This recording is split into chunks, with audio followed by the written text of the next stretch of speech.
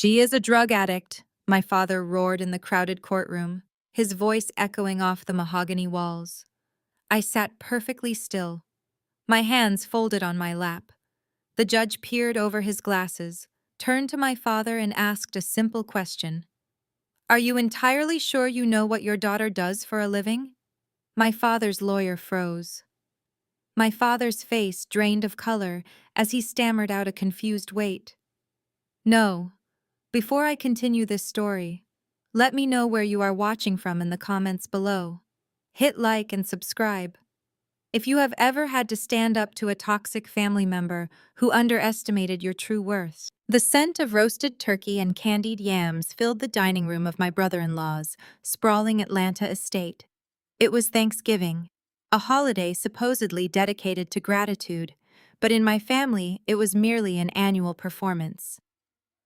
My name is Maya. I am 34 years old, and for the last 14 years, I have been the designated stain on the pristine fabric of the Williams family legacy. My father, Thomas, is a prominent megachurch pastor. To the congregation, he is a beacon of moral authority. To me, he is the man who just slid a thick stack of legal documents across the fine linen tablecloth right into my water glass. I looked down at the soggy papers. The bold black lettering at the top read, "Petition for conservatorship." I slowly lifted my gaze, meeting my father's stern eyes. "What is this?" I asked, my voice dangerously calm. My father folded his hands together, resting them on the table like he was preparing to deliver a Sunday sermon. "It is for your own good, Maya. You are spiraling again. We cannot sit by and watch you destroy yourself." I stared at him, feeling a familiar tightness in my chest. Spiraling. The word hung in the air heavy with 14 years of fabricated history. They all believed I was a struggling addict, barely making ends meet as a janitor at a local rehab clinic. They needed to believe it to maintain their carefully constructed reality. My older sister Gabrielle, the undisputed golden child of the family, sat perfectly poised beside her husband. She looked immaculate in her designer silk dress, her makeup flawless. No one would ever guess the truth about her. Beside her sat Preston, my brother-in-law.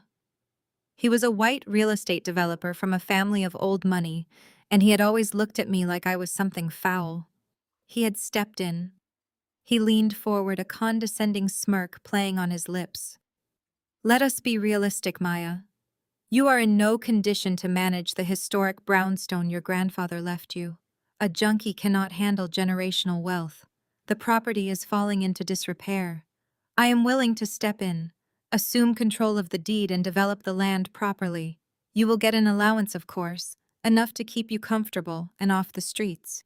I looked at the silver platter of untouched turkey in the center of the table. Preston wanted the brownstone. It was a $4 million piece of prime Atlanta real estate, and he needed it to bail out his failing development company. To get it, they needed to strip me of my legal rights. My mother, Brenda, suddenly began to weep. Her tears were practiced and precise, designed to evoke maximum sympathy without ruining her mascara. "Please, sign the papers." "Maya," she sobbed, clutching a cloth napkin to her chest. 14 years ago, I had to walk into a police station and pay your bail just to keep you out of prison. Do you know how humiliating that was? Do you know what would happen to your father's ministry if the congregation found out you were using again?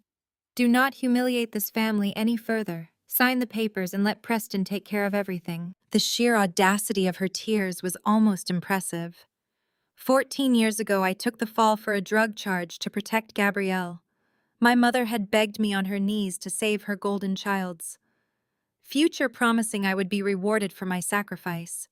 Instead, I became the family scapegoat, forever branded as the addict, so Gabrielle could marry her wealthy white savior and preserve the church's flawless image.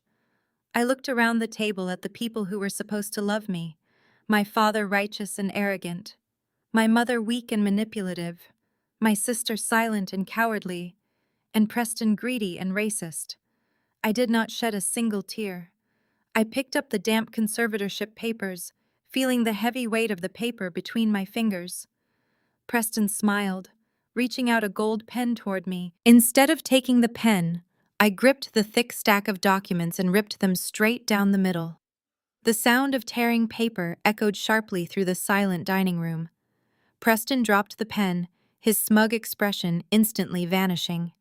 My mother gasped, covering her mouth with her hands.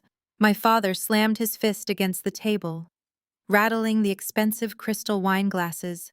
"How dare you!" My father yelled, his face turning a deep shade of crimson. "You ungrateful child." I stood up, smoothing the front of my dress with deliberate calmness. I tossed the torn pieces of paper directly onto Preston's empty dinner plate.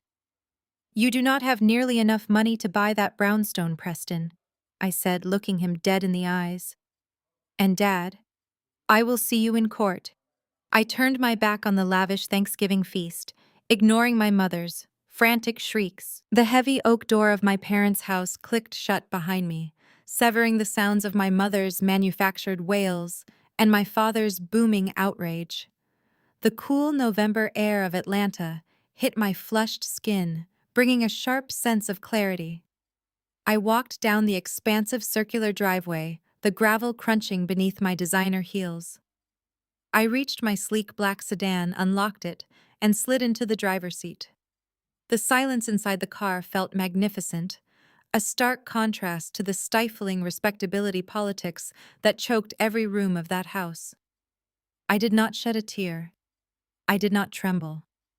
Instead, I pulled my phone from my coat pocket and dialed a private number.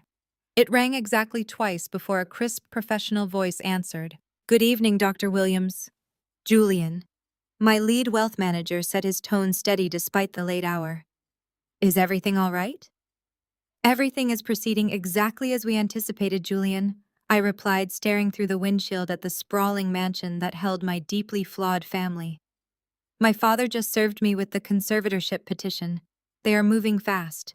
Julian scoffed softly, a sound of pure disdain for the people he knew had tormented me for over a decade. They must be incredibly desperate to try such a blatant legal maneuver. "I have the alert set up on all court filings in Fulton County. We will have our legal team file the counter-injunction first thing Monday morning.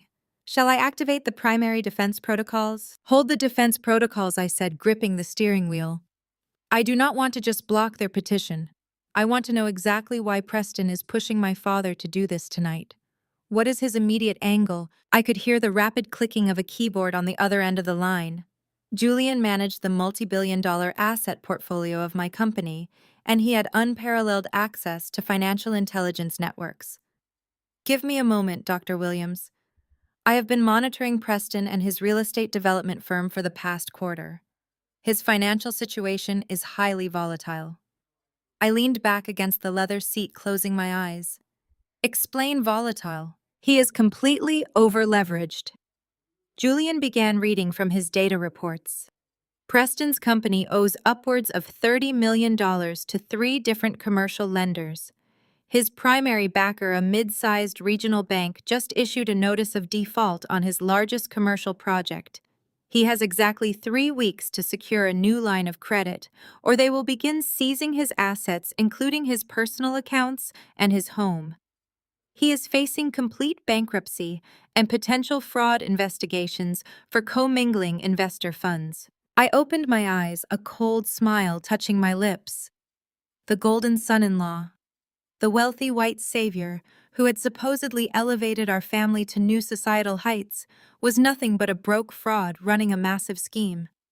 He needed my grandfather's historic brownstone not to develop a boutique condominium complex, but to use as collateral to save his own skin. "He needs the deed to the brownstone," I said, piecing the puzzle together completely. "If I am declared legally incompetent due to substance abuse, my father becomes my conservator. My father then signs the deed over to Preston under the guise of managing my estate, and Preston uses my $4 million property to secure his bailout loan." "Precisely," Julian confirmed. "Your family is handing him your generational wealth on a silver platter to save his reputation. They are willing to strip you of your basic human rights to protect the illusion of his success." The rage that had been simmering inside me for 14 years finally crystallized into a weapon of absolute destruction. My mother had begged me to take a drug charge at 20 to save my sister's future.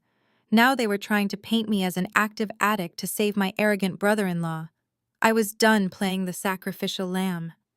Julian, I said, my voice dropping to a deadly whisper, I want you to buy his debt. There was a brief pause on the line. Buy his debt. Dr. Williams, every single penny I instructed. Do not use the main corporate accounts. Use our shadow holding company. Quietly approach his regional bank and the other commercial lenders first thing tomorrow morning. Offer them a premium to purchase his loan portfolios outright. They are likely panicked about his default and will jump at the chance to offload the bad debt to a private buyer. Do whatever it takes, pay whatever premium is necessary, but I want to own every single loan Preston has. I understand, Dr. Williams, Julian said, his voice reflecting a deep professional satisfaction. The hunter is now the hunted. If we purchase the debt, your holding company becomes his sole creditor. We will hold the power to call in the loans, immediately demand full payment, or initiate foreclosure on all his assets. He will be entirely at your mercy. Make it happen, Julian, I said. I want the acquisition finalized before the end of the business week. Do not let Preston or his lawyers know who bought the debt. Let him think he has bought himself some time. Let him believe his conservatorship plan is his brilliant safety net. Consider it done. We will execute the acquisitions immediately. Is there anything else regarding your father or your sister? Not yet, I replied. Let them dig their own graves a little deeper tonight. I will talk to you tomorrow, Julian. I ended the call and tossed the phone onto the passenger seat. I looked back at the glowing windows of the dining room where my family was undoubtedly comforting Preston and plotting my downfall. They genuinely believed I was a weak, broken addict pushing a mop around a clinic. They had no idea they had just declared war on a woman who possessed the power to buy and sell their entire world. Let the games truly begin. Saturday morning, the silence from my family was expected. Sitting at my kitchen island sipping black coffee, I scrolled through industry briefings. My tablet buzzed loudly. A link from my assistant said I needed to see this immediately. I clicked it. The screen filled with the contoured face of my sister Gabrielle, sitting in the private study of my father's church. The lighting was soft, casting a halo effect over her blonde highlights. Wearing a modest lavender blouse, her eyes were red-rimmed. She looked directly into the camera and took a shaky breath. To my brothers and sisters in Christ, she began, her voice trembling. I come to you with a heavy heart. Our family stands for faith and transparency. Today we face a private battle. A perfectly timed tear slipped down her cheek. It is about my younger sister Maya. We tried everything to help her fight her demons. We offered resources and unconditional love, but addiction is a cruel thief. Maya relapsed and is refusing our help. She turned her back on her family and God. Please pray she finds the light. It was an Oscar-worthy performance, hitting every note of respectability politics perfectly. She was the devoted sister. My father was the long-suffering patriarch. I was the irredeemable junkie dragging their pristine reputation through the mud. The view count was skyrocketing past 50,000. The comment section was a cesspool of performative sympathy. Church members poured out prayers while condemning my selfishness. To steal my home and strip my rights, they needed public opinion on their side. I locked the tablet, finishing my coffee. The air felt stifling. I needed to act entirely normal, because normal people do not hide from fabricated shame. I dressed in tailored slacks and a cashmere sweater, grabbing my keys to head to the local upscale market. It was where the elders from my father's congregation shopped. I was testing the waters. The store was bustling with weekend shoppers. Bright fluorescent lights gleamed as I navigated the aisles, picking up fresh artisan bread and organic greens. I felt the stares before I heard the whispers. In the bakery, a woman in an elaborate church hat turned her cart around instantly. The murmurs were entirely audible. Turning down the dairy aisle, I found my path blocked. Sister Jenkins, the president of the church usher board, stood next to Deacon Washington. They were prominent figures in my father's inner circle. The moment Sister Jenkins saw me, her face contorted into a mask of exaggerated pity and disgust. She loudly gasped, pressing a hand to her pearl necklace. Deacon Washington stepped in front of her. "Lord have mercy!" Sister Jenkins declared, her voice booming down the aisle, ensuring every shopper could hear. The devil is truly busy in these last days. To see the child of such a righteous pastor fallen so far. Deacon Washington crossed his arms. "We are praying for your deliverance, Maya. Your father is a good man. Your sister is weeping for your soul. You should be ashamed showing your face in public while your family suffers. Repent before it is too late." I stopped my cart 3 feet away from them. I did not shrink back or avert my eyes. I looked Sister Jenkins up and down, taking in her judgmental glare. Then I shifted my gaze to Deacon Washington, a man who routinely skimmed from the church building fund. My expression remained entirely neutral. "Excuse me," I said, my voice steady and clear, cutting through their theatrical outrage. "You are blocking the artisan butter." Her face turned mottled red. She clutched her cart, stepping aside out of reflex. "You are lost to the darkness," she hissed. I pushed my cart past them, selecting a block of imported French butter. I did not look back, walking toward the checkout registers. I could hear their outraged whispers trailing behind me like a foul stench. They wanted me to crumble and run out, confirming the narrative my sister had spun. Instead, I stood tall, waiting in line, and paid using a heavy black metal credit card that would make Deacon Washington weep with envy. I walked out the sliding glass doors into the bright afternoon sun. The crisp autumn air filled my lungs. The smear campaign was in full effect. They were actively turning the community against me, setting the stage for the conservatorship hearing.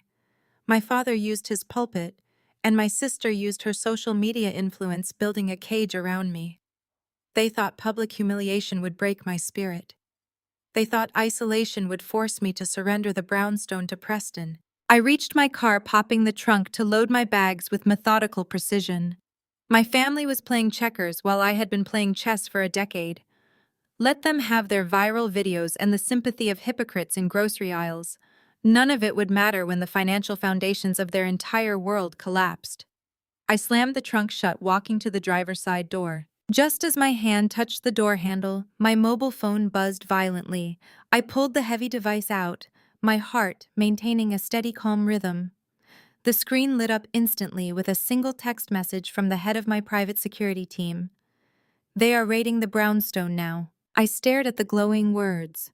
My own mother possessed a spare key to the historic property for several years, claiming she kept it purely for emergencies. Now she was using it to grant access to local police. They were trying to plant evidence. They were trying to find drugs that did not exist to seal the conservatorship case against me. I unlocked my car, sliding into the premium leather seat. I started the engine, the low, powerful rumble vibrating through the cabin. A genuine smile broke across my face.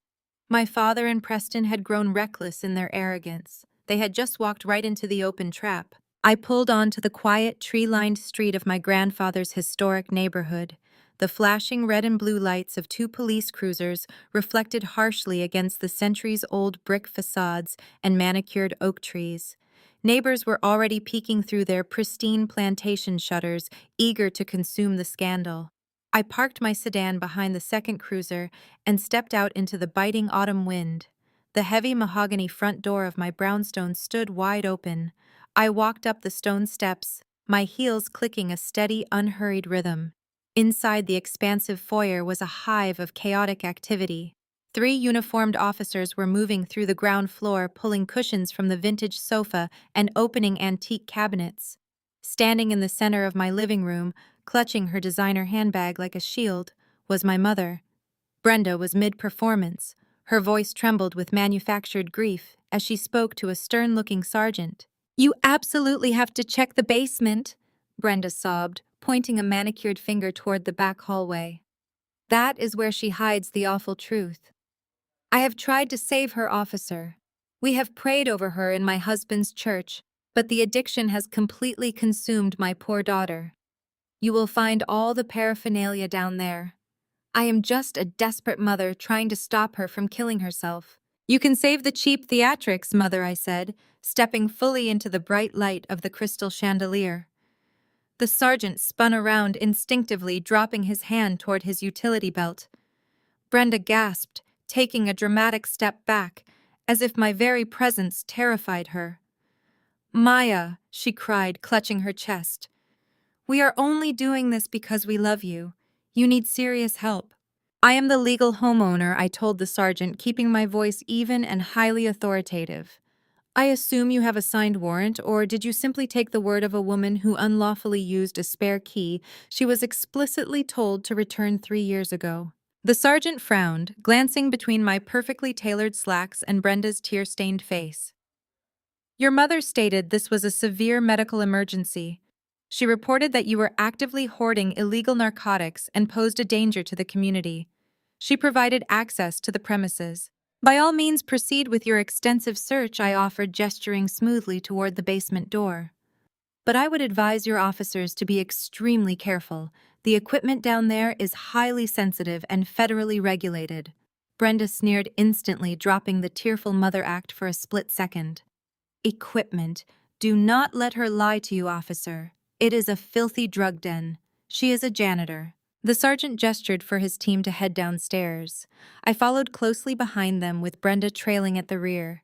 She was practically vibrating with anticipation, eager to see me handcuffed and dragged out so Preston could seize the property. The officers reached the bottom of the wooden stairs and flipped the light switch. The heavy steel door at the base required a biometric scan. I bypassed the confused officers, placed my thumb on the glowing green pad, and the reinforced security door hissed open. The police stepped inside and immediately froze in their tracks. There were no dirty mattresses. There were no scattered needles or signs of squalor. The expansive basement had been entirely retrofitted into a state-of-the-art temperature-controlled vault and an auxiliary forensic laboratory. Along the left wall hung 3 original Jean-Michel Basquiat paintings, illuminated by precise museum-grade lighting. On the right, gleaming stainless steel tables held $500,000 worth of mass spectrometry equipment and high-performance liquid chromatography machines. Brenda pushed past the officers, her eyes bulging as she took in the immaculate, sterile space. "What is this?" she demanded, her voice shrill and echoing off the concrete walls. "Where are the drugs? You moved them. You knew we were coming."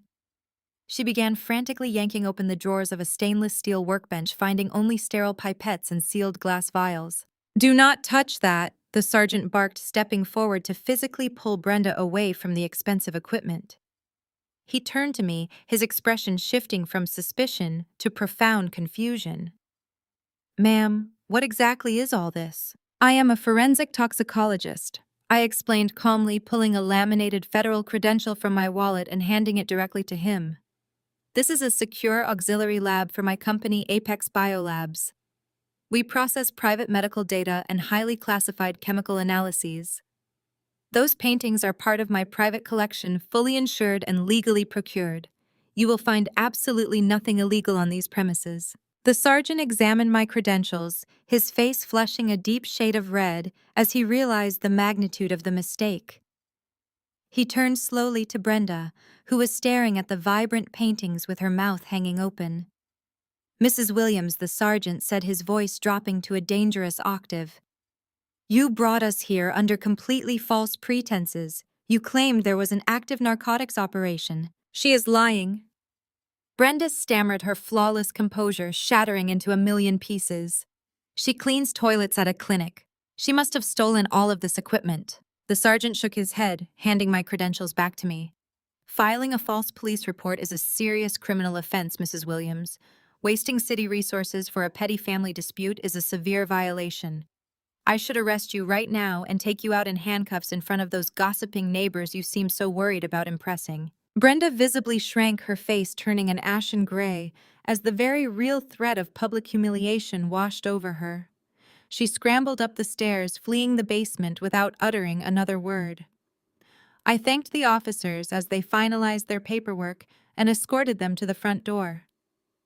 I watched the squad cars pull away, leaving my mother sitting trembling in her luxury SUV, too mortified to even start the engine. I turned to go back inside, savoring the quiet victory, but a shadow detached itself from the dark alcove of my front porch.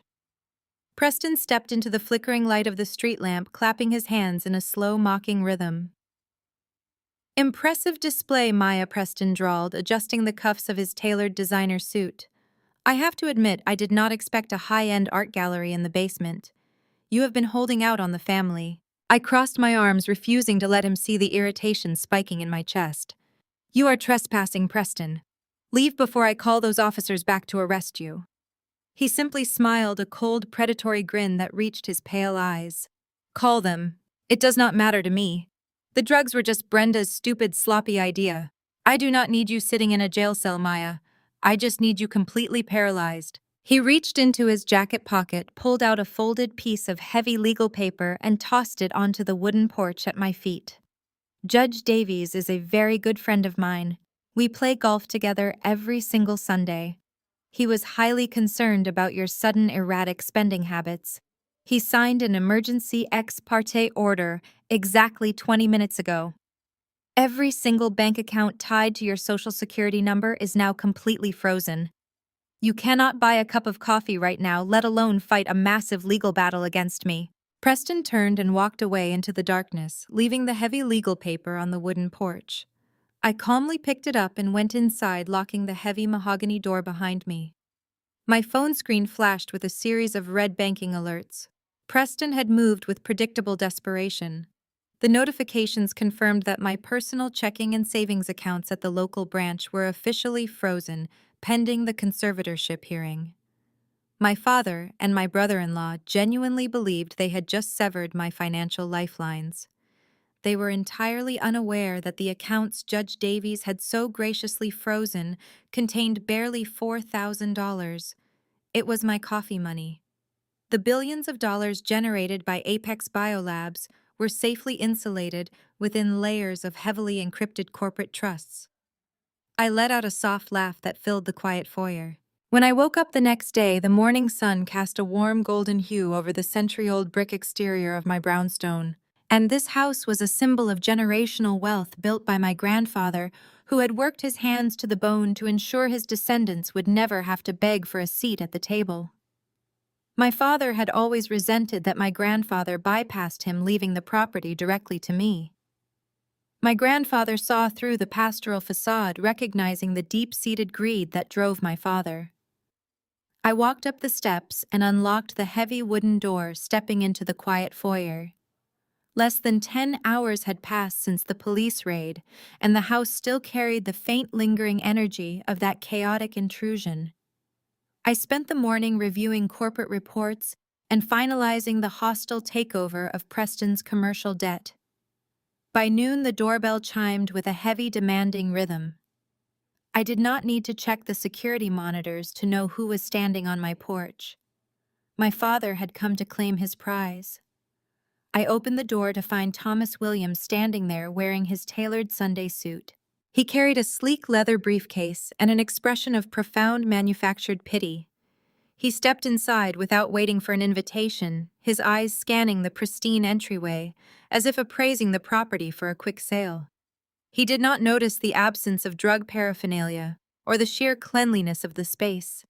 He only saw dollar signs and salvation for his precious church reputation.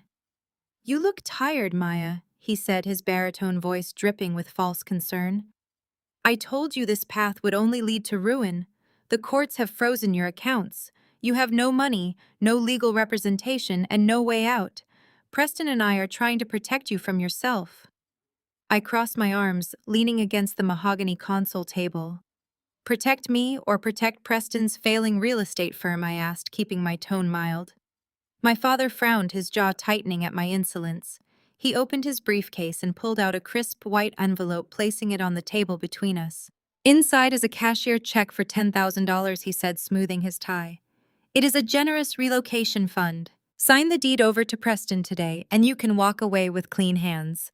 $10,000 is more than enough for you to get a fresh start somewhere quiet where your habits will not tarnish the ministry. You cannot maintain this property, and you certainly cannot fight a conservatorship without a dime to your name. Take the money, Maya. It is the only grace you are going to get." I stared at the envelope. $10,000 for a historic architectural masterpiece, valued at over $4 million. The sheer disrespect was staggering. They wanted to steal my inheritance and expected me to thank them for the spare change. I picked up the envelope and held it out to him. "I'm going to decline your generous offer, Dad," I said, watching his face contort with sudden rage. "I like living here, and I suggest you tell Preston to start looking for another way to pay his creditors, because this house will never belong to him." My father snatched the envelope from my hand, his pastoral mask slipping completely to reveal the vicious narcissist underneath. "You are making a massive mistake," he hissed. "When we get to court tomorrow, you will have absolutely nothing. I will take control of your life and you will be institutionalized. You brought this on yourself." He turned on his heel and stormed out of the brownstone, slamming the heavy front door behind him. The house fell silent once more. I walked into my kitchen and poured a glass of sparkling water, feeling a deep sense of anticipation. My father thought he had cornered a rat, but he had actually locked himself in a cage with a lion. A soft chime echoed from my secure tablet resting on the kitchen island. I picked up the device and entered my biometric passcode. The notification was from the primary laboratory director at Apex Biolabs. I opened the encrypted file. It was the comprehensive wastewater toxicology report from the elite country club Gala Gabrielle had attended the previous evening. My company had recently secured the exclusive municipal contract to monitor high-end commercial wastewater for public health data. I scanned the detailed chemical breakdowns, scrolling past the standard metrics until I reached the flagged anomalies. The screen illuminated the undeniable truth. Gabrielle was actively consuming a highly potent synthetic opioid. The chemical signature was massive, confirming she was not just a casual user, but suffering from severe dependency. I smiled, sipping my water, knowing I finally had her completely. The digital report vanished from my tablet screen as I locked it inside my wall safe. The magnitude of my family's hypocrisy was breathtaking. They orchestrated a smear campaign to paint me as an addict, while their golden daughter was secretly drowning in an opioid dependency. Tonight, Gabrielle's chemical reliance would remain my concealed trump card. Tonight was all about dismantling Preston and his debt-ridden house of cards. His annual charity gala was the perfect stage for his destruction.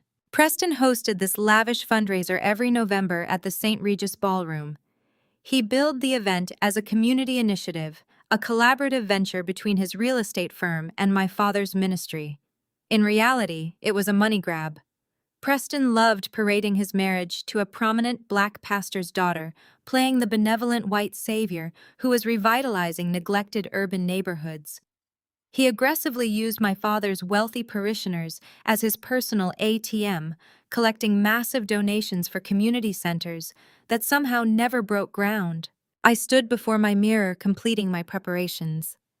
My security team had retrieved a custom gown from my storage. It was a vintage piece from an exclusive Paris atelier. The midnight blue silk draped across my frame, adorned with micro diamonds woven into the bodice. The expensive dress lacked flashy designer logos, but undeniably dripped with old-world wealth. I paired it with a diamond tennis necklace and stilettos that cost more than my father's monthly mortgage. The woman staring back at me did not look like a destitute addict clinging to a $10,000 bribe. She looked like a predator. Arriving at the hotel, I bypassed the valet line, letting my lead security detail Marcus hand the keys to the attendant. The mahogany doors stood wide open, spilling golden light and the roar of music into the marble corridor. I walked in unannounced. The massive room was packed with the corporate elite of Atlanta and the wealthiest members of my father's congregation. Towering crystal chandeliers glittered brightly above dozens of circular tables draped in heavy white linen. At the front, Preston stood confidently at a podium. He wore a velvet tuxedo jacket, looking every bit the philanthropist. Gabrielle sat beside my father, her posture upright, her eyes glazed and unfocused. Preston was in the middle of a soliloquy. "When I married into the Williams family," he projected into the microphone, his voice echoing with humility, "I did not just gain a beautiful wife. I gained a vibrant community, a community I am personally committed to uplifting. Our new housing initiative will bring affordable living to those who need it most, but I cannot accomplish this dream without your financial support tonight. I glided down the steps into the main dining area. The silence started at the back of the room and spread forward like a wave. Heads turned, whispers erupted. Church elders who had shunned me at the grocery store now gaped their champagne flutes, pausing midair. I did not look like the janitor they had been praying for during Sunday service. I looked like I possessed the capital to buy the entire hotel. Preston faltered mid-sentence. His pale eyes locked onto me, his polished smile fracturing into a panicked scowl. He tapped the microphone, muttered an excuse about taking a brief intermission to collect donation pledges, and practically sprinted down the side steps. He aggressively intercepted me near a centerpiece, flanking himself with 2 hulking private security guards. "You have 10 seconds to turn around and leave quietly," Preston hissed, his voice pitched low, so the guests nearby could not hear his threats. "You are not on the guest list, Maya. Your bank accounts are frozen. You are a trespassing vagrant, and I will have you thrown onto the street like the trash you are." "You can certainly try, Preston," I replied, keeping my voice pleasant and modulated. I took a sip from a champagne flute I had lifted from a passing waiter's tray.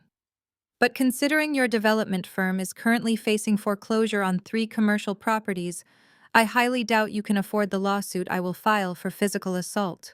Preston's face flushed a crimson. He snapped his fingers furiously at the larger of the 2 guards. "Remove her right now. She is an emotionally disturbed addict, and she is trespassing at my private corporate event." The guard stepped forward, reaching a hand toward my bare shoulder. Before his fingers could brush my skin, Marcus materialized from the crowd. My security chief did not shout or draw a weapon. He simply caught the guard's wrist in a vice-like grip and applied agonizing pressure to the joint. The guard gasped loudly, his knees buckling slightly under the sudden immense pain. "Do not touch her," Marcus stated, his voice a low, lethal rumble that carried absolute authority. Preston stumbled back, terrified.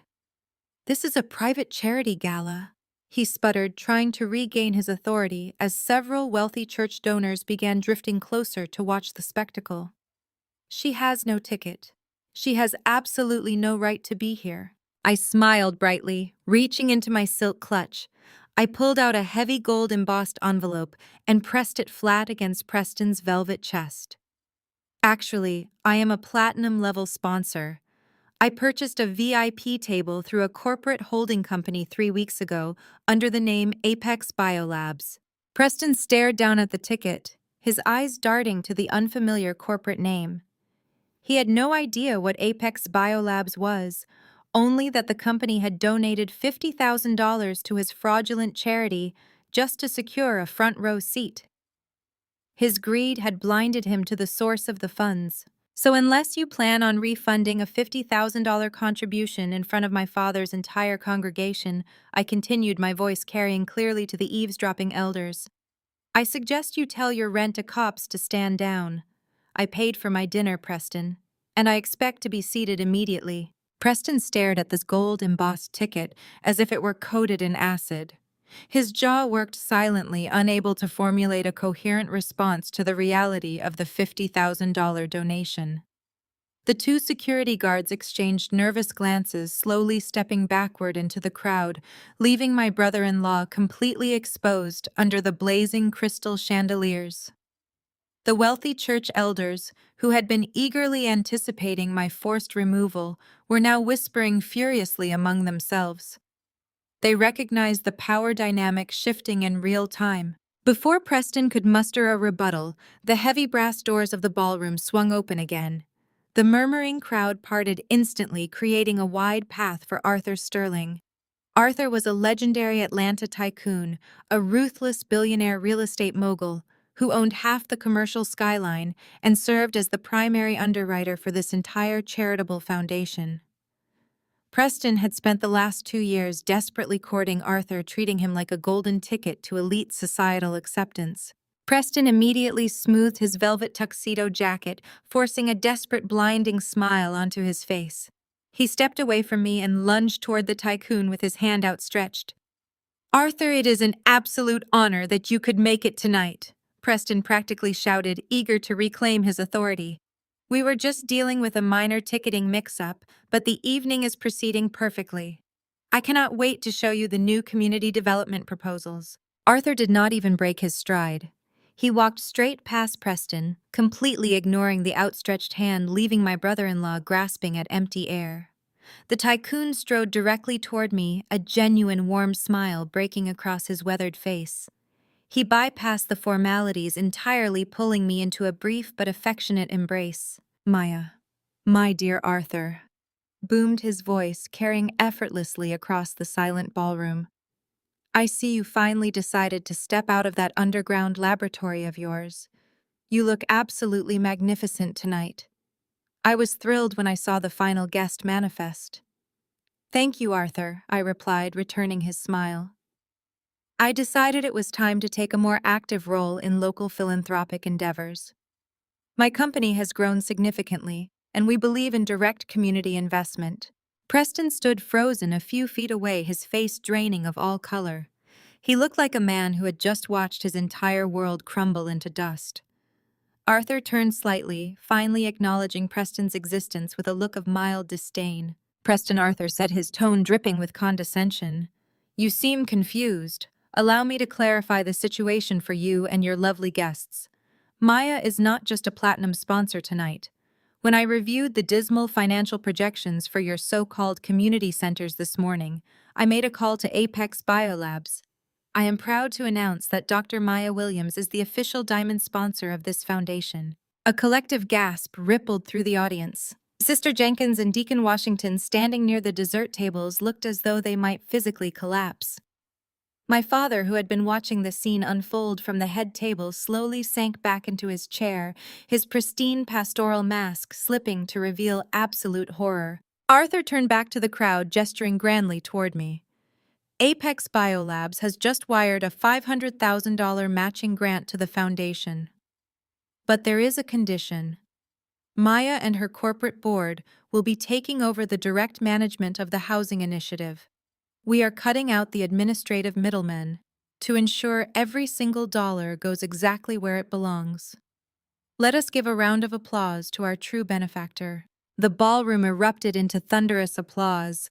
The high society elites who had been avoiding me like a plague just 10 minutes ago suddenly surged forward. They flocked around me, their champagne glasses raised, their faces plastered with eager, calculating smiles.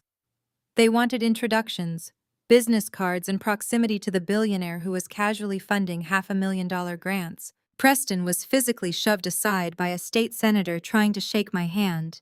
He stumbled backward, bumping into a tray of hors d'oeuvres. The white savior illusion was dead. Everyone in the room now realized he was nothing more than a glorified mascot, a hollow frontman whose entire philanthropic operation had just been legally hijacked by the black sister-in-law he had spent years actively trying to destroy. I glanced past the swarming crowd of sycophants to the head table. My father was fiercely whispering into his cell phone, undoubtedly demanding answers from his corrupt banking contacts who had falsely assured him my assets were frozen. But it was Gabrielle who captured my complete attention. My sister was unraveling in real time. The flawless facade she had projected during her tearful viral video was entirely gone. Her complexion was a sickly, translucent gray. Sweat beaded along her hairline, ruining her expensive blowout. She was violently shivering, her arms wrapped tightly across her chest, as her body screamed for the chemical relief she was desperately trying to hide from her husband and his wealthy associates. She stood up abruptly, her chair scraping loudly against the polished floor. She needed to escape. She needed to find a quiet bathroom stall to self-medicate before the physical withdrawals made her collapse in front of the entire congregation. She grabbed her sequined clutch, her hands shaking so violently she could barely operate the clasp.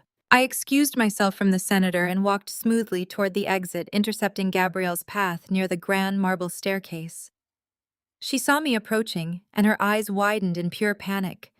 She tried to veer left, but her legs were weak and uncoordinated. She stumbled against the heavy brass banister, her clutch slipping from her sweaty grasp. The small purse hit the marble floor, popping open upon impact. A lipstick, A compact mirror and a small, unlabeled orange plastic bottle spilled out. The bottle rolled across the smooth floor, stopping precisely against the toe of my diamond-encrusted stiletto. Gabrielle let out a strangled, terrified sob. She dropped to her knees, her manicured hands scrambling across the marble, but she was too slow. I reached down and picked up the orange bottle. It rattled heavily, filled to the brim with perfectly uniform, high-grade synthetic opioid pills. I held the bottle up to the light, letting the crystal chandeliers illuminate her ruin. The pale orange plastic felt warm against my palm. Inside the unmarked cylinder lay dozens of pale blue tablets stamped with a crude, illegible insignia. These were not pharmaceutical-grade painkillers prescribed by a careless medical professional. This was illicit street chemistry manufactured in a shadow lab to bypass standard drug screenings. I lowered my arm and looked down at my sister. Gabrielle remained on her knees on the cold marble floor. Her chest heaved with shallow, panicked breaths. Her eyes darted wildly toward the dining room, checking to see if our father or her husband had witnessed her clumsy display. The high society guests were entirely focused on Arthur Sterling, and the catering staff oblivious to the tragedy unfolding near the grand staircase. Gabrielle reached out a trembling hand, her manicured fingers clawing at the empty air. "Give it back, Maya," she pleaded, her voice a desperate, raspy whisper. "Please give it to me. It is just my severe anxiety medication. My private doctor gave it to me for the immense stress you are causing this family." I crouched down, matching her eye level. The silk of my vintage gown pooled elegantly around my stilettos. I held the bottle out but kept my fingers wrapped tightly around the textured plastic cap. Gabrielle grabbed the base of the bottle, tugging frantically. I did not let go. Her strength was depleted by the chemical hunger ravaging her central nervous system. "Anxiety medication?" I asked, tilting my head slightly. "You are insulting my intelligence, Gabrielle." "I hold a doctorate in forensic toxicology. I run a highly classified biochemical analysis firm. Do you honestly think I cannot identify a designer analog of fentanyl when I see one?" Her eyes widened in sheer terror. The blood drained completely from her face, leaving her skin a translucent, sickly hue. She stopped pulling on the bottle, her hands dropping limply to her sides. "You are lying," she stammered, swallowing hard. "You do not know what you are talking about. You are the addict, Maya. Mom and Dad know you are the addict." I stepped closer, crowding her physical space. The faint scent of expensive floral perfume could not mask the sour, acrid odor of her cold sweat. "You are purchasing a highly synthesized oxymorphone derivative," I stated, my tone clinical and detached.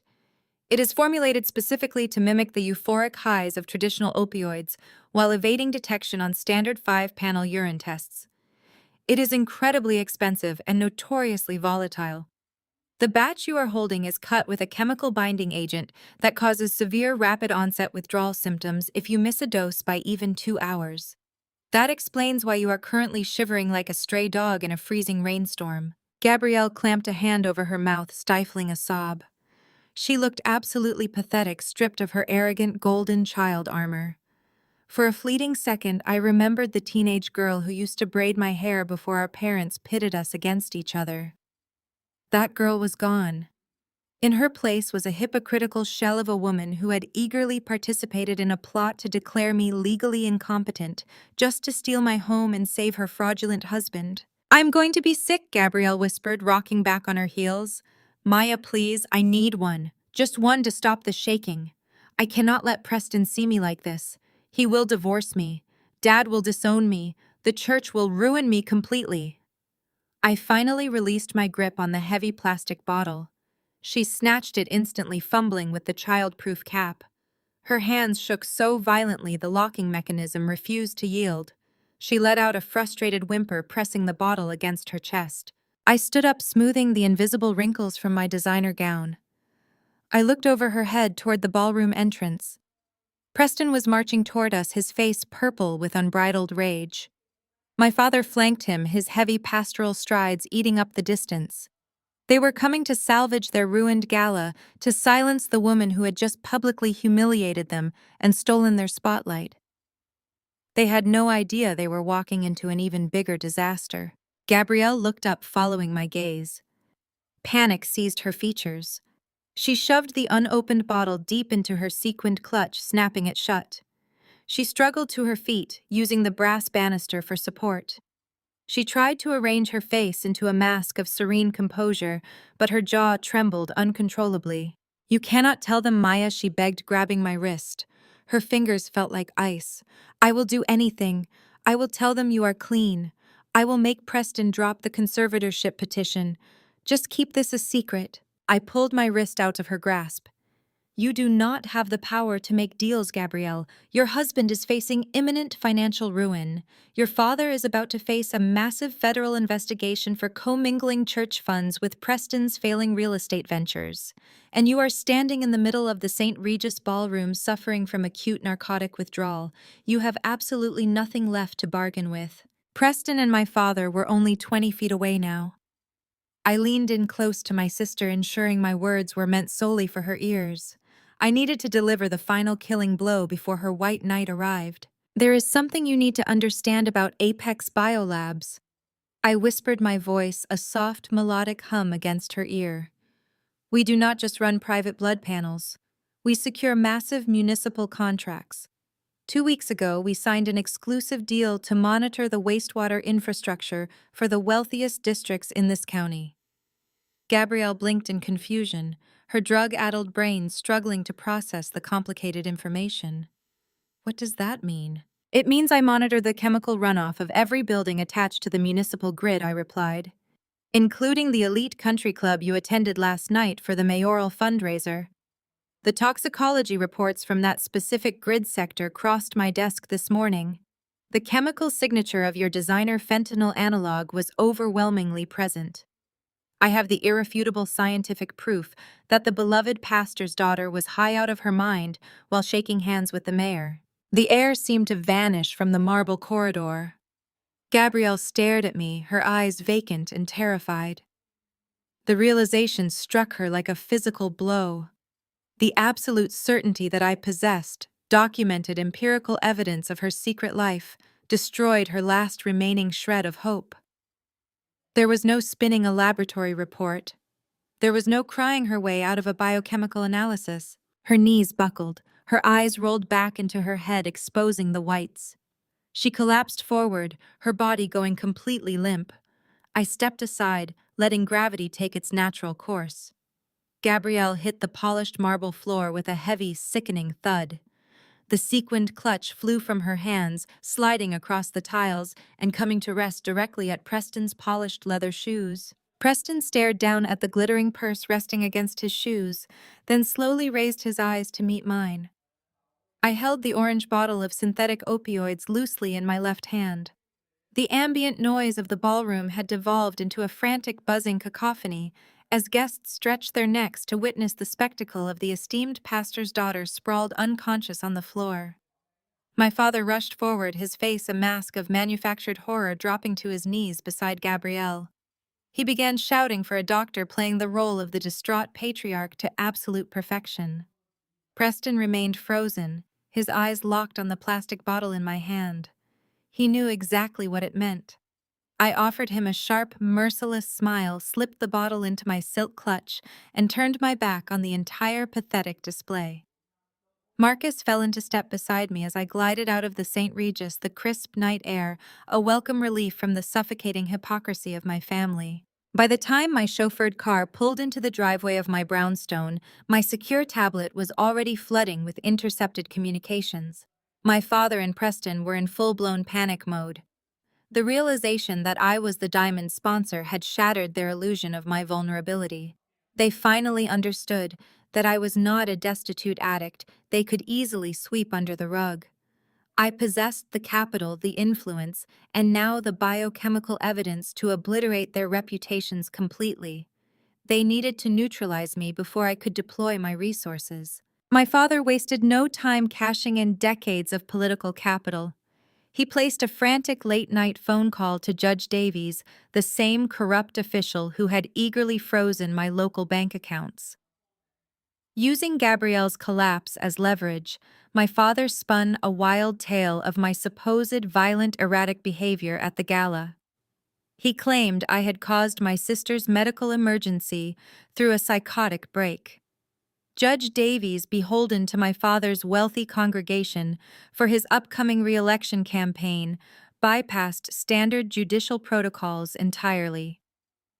He granted an emergency petition fast-tracking my conservatorship hearing to 9 o'clock the very next morning. But a fast-tracked hearing still required medical evidence of my alleged incompetence. Preston and Thomas knew their fraudulent drug claims would not hold up against the forensic toxicology reports I could easily produce from my own company. They needed something much more damning, something deeply psychological that could not be instantly refuted by a simple blood test. They turned to the past. 14 years ago, following the sudden and tragic death of my mother, I had fallen into a deep adolescent depression. I was a grieving teenager struggling to process immense loss while living under the tyrannical rule of a narcissistic father. I had attended mandatory grief counseling for 6 months. My father, who had kept meticulous files on everyone in his household, retrieved those ancient psychiatric records. Working through the night with Preston, he heavily doctored the documents.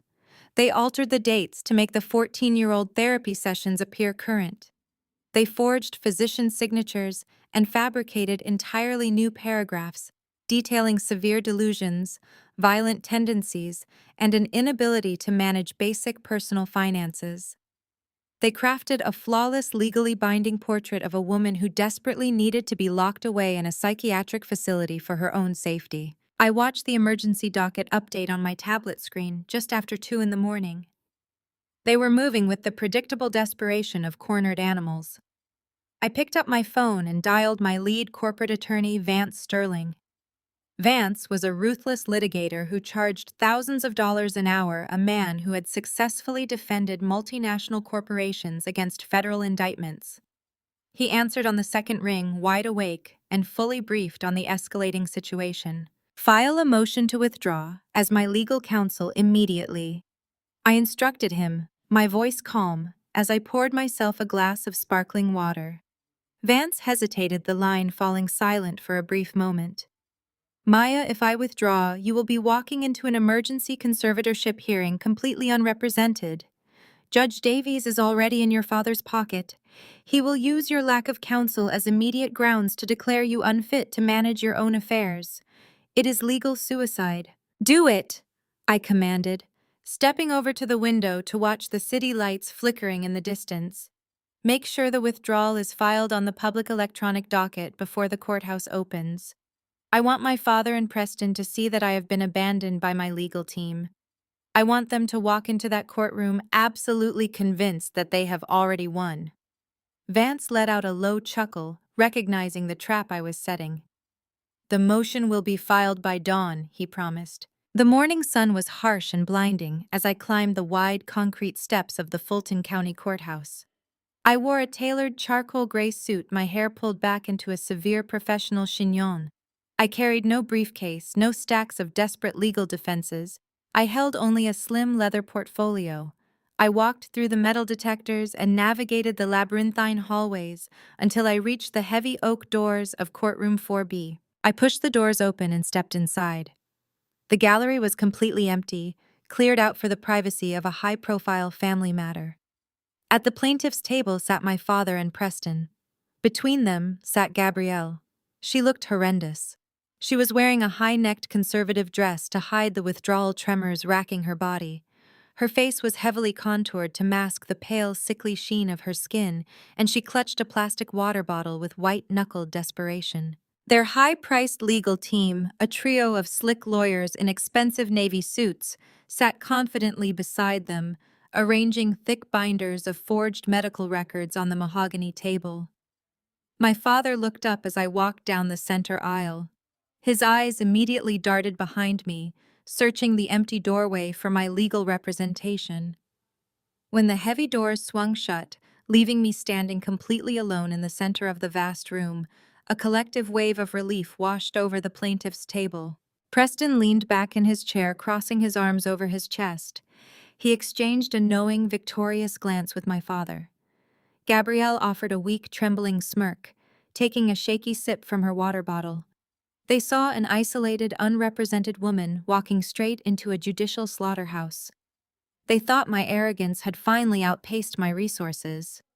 I walked calmly to the defendant's table, pulled out a wooden chair, and sat down, placing my slim, leather portfolio gently in front of me.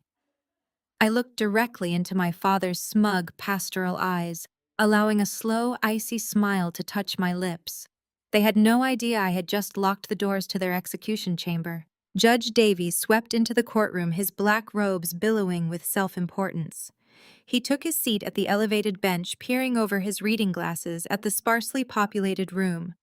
His gaze lingered on Preston and my father, offering a subtle, reassuring nod before turning his attention to me. He frowned, feigning judicial concern, but I could see the underlying contempt. The bailiff called the emergency conservatorship hearing to order, and the lead attorney for the plaintiffs, a man named Sterling Vance, immediately stood to present their case. Vance approached the bench carrying a stack of thick, leather-bound binders. He spoke in hushed, somber tones, describing a tragic family crisis that necessitated immediate intervention. He formally submitted the forged psychiatric evaluations and fabricated medical records into evidence, claiming they painted a dire picture of a woman entirely incapable of managing her own life or finances. Judge Davies flipped through the pages, nodding sympathetically, playing his part in this orchestrated theater perfectly. He then invited my father to the witness stand. Thomas Williams adjusted his tailored suit jacket and walked to the stand with the measured, dignified pace of a man accustomed to commanding an audience of thousands. He placed his left hand on the Bible, swore to tell the truth, and sat down. He looked at me for a fleeting second, his expression radiating manufactured sorrow, before turning his full attention to the judge. The performance that followed was nothing short of extraordinary. "Your Honor," my father began, his baritone voice thick with practiced emotion. "It breaks my heart to sit in this chair today. As a father, your natural instinct is to protect your children, to shield them from the harsh realities of the world. But sometimes the greatest threat to a child is their own mind." He paused, pulling a crisp white handkerchief from his breast pocket to dab at a non-existent tear. The respectability politics were on full display. He painted himself as the pillar of the Atlanta community, the righteous megachurch pastor burdened by a deeply flawed, wayward daughter. He launched into a fabricated narrative detailing my supposed descent into severe narcotic addiction. He claimed that the wealth generated by my biochemical firm had isolated me, turning me into a paranoid recluse who squandered millions on synthetic drugs. He spoke of my mother's death 14 years ago, twisting my genuine teenage grief into the origin story of a lifelong, incurable psychiatric disorder. He testified that I had recently stopped taking my prescribed medications, resulting in violent outbursts and profound delusions. He referenced the forged therapy records Vance had just submitted, citing dates and diagnoses that simply did not exist. I sat perfectly still, my hands resting lightly on my leather portfolio. I did not object. I did not interrupt. I simply watched him weave a flawless tapestry of perjury. "The situation escalated terribly last night," my father continued, his voice trembling with perfectly calibrated distress. "Preston hosted a beautiful charity gala for our community. Maya arrived uninvited, completely unhinged. She was suffering from severe chemical withdrawals. She caused a massive scene, screaming at the guests, threatening her sister, and violently assaulting one of the security guards. We had to physically restrain her to prevent her from harming herself or others. Gabrielle is still traumatized by the ordeal." I glanced over at the plaintiff's table. Gabrielle was leaning forward, her face buried in her hands, her shoulders shaking as if she were quietly sobbing. It was a brilliant physical performance to mask the very real, agonizing tremors of her active opioid withdrawal. She was using her chemical dependency to sell their narrative of my supposed violence. Preston sat beside her, rubbing her back with a look of profound husbandly concern. They were an impenetrable wall of respectable victimhood. My father concluded his testimony by pleading with the court. "We have tried everything to save her, Your Honor. We have offered rehabilitation, private nursing, and unlimited financial support. But she refuses help. If she retains control of her assets, she will undoubtedly finance her own demise. We are simply asking for the legal authority to step in and save my daughter's life before it is too late." He stepped down from the witness stand, wiping his brow, casting one final pitying look in my direction. The silence in the courtroom was heavy, suffocating. Judge Davies let the moment linger, ensuring the gravity of my father's lies settled firmly into the official record. He organized the papers on his desk, clearing his throat loudly. "Miss Williams," Judge Davies said, his voice dripping with paternalistic condescension, "these are incredibly severe allegations. Your father has painted a deeply concerning picture of your current mental and physical state. The medical documentation provided by Mr. Vance appears to corroborate his testimony regarding your incapacity to manage your personal and financial affairs." I kept my expression entirely neutral, meeting the judge's gaze without blinking. I let the silence stretch, forcing him to continue filling the void. "This court takes the preservation of an individual's well-being very seriously," Judge Davies continued, leaning forward over the heavy wooden bench. "Given the emergency nature of this petition and the compelling evidence presented by your family, I am heavily inclined to grant a temporary conservatorship to your father, pending a full medical evaluation. However, I noticed that your legal counsel filed an emergency motion to withdraw early this morning." The judge paused, adjusting his reading glasses, a triumphant gleam flashing in his eyes. Preston and my father sat up straighter at their table, the victory already tasting sweet on their tongues. They had cornered me. They had stripped me of my legal shield and buried me under an avalanche of perfectly orchestrated perjury. "Do you have any representation present to defend against these claims?" Miss Williams, Judge Davies asked, his tone indicating he already knew the answer. "Do you have anything at all to say before I make my ruling?" Before I could utter a single syllable, the heavy oak doors at the back of the courtroom swung open with a resounding, thunderous crash. The impact of the heavy oak doors slamming against the marble walls echoed like a gunshot. Every head swiveled toward the back of the gallery. Judge Davies dropped his reading glasses, his jaw going slack. My father half rose, his pastoral composure vanishing. Preston gripped the mahogany table so hard his knuckles turned white. Gabrielle let out a raspy gasp, dropping her plastic water bottle. I remained perfectly still, savoring the absolute shock radiating from the plaintiff's table. 3 figures stepped through the threshold, moving in flawless synchronization. Leading the formation was Evelyn Vance, the undisputed titan of corporate litigation on the Eastern Seaboard. Flanking her were 2 of her most lethal senior partners. They did not walk. They glided with the terrifying predatory grace of apex predators entering a remarkably small pond. They wore bespoke suits that radiated quiet, devastating wealth. Their presence immediately shifted the gravitational pull of the entire courthouse. This was the trap I had spent the night setting. The withdrawal of my local attorney had been a calculated ruse to draw my father and Preston out into the open. I needed them to commit perjury on the official record and submit their forged medical documents while believing they held all the cards. The trap had snapped shut, and they were completely oblivious to the steel jaws biting into their ankles. Evelyn marched straight down the center aisle, her heels clicking a rhythmic, intimidating cadence. She approached the defendant's table, completely ignoring my father and the shivering wreck that was my sister. She stopped beside my chair and offered me a brief, respectful nod. Her partners seamlessly took their positions, opening sleek titanium briefcases with terrifying efficiency. The message was unmistakable. I was not an abandoned daughter. I was a sovereign entity, backed by a legal army. Across the aisle, my father's legal team began to crumble. The trio of slick lawyers who had seemed so confident moments ago suddenly looked incredibly small. Their lead attorney, a local litigator named Harrison, began sweating profusely. He recognized Evelyn immediately. Any lawyer knew that when Evelyn Vance entered a courtroom, careers ended. Harrison frantically began whispering to his associates, his hands trembling uncontrollably. "Your Honor," Evelyn said, her voice a smooth, resonant alto that effortlessly commanded the massive, cavernous space. "Please let the official record reflect that my client, Maya Williams, is fully and comprehensively represented by the firm of Sterling, Vance, and Montgomery. We sincerely apologize for the dramatic nature of our entrance this morning, but we were formally retained late last night and had to immediately fly in from our primary Manhattan offices. We are fully prepared to address the emergency petition filed by the plaintiffs and defend against these entirely baseless fabricated allegations. Judge Davies blinked rapidly, desperately trying to recalibrate his compromised allegiance.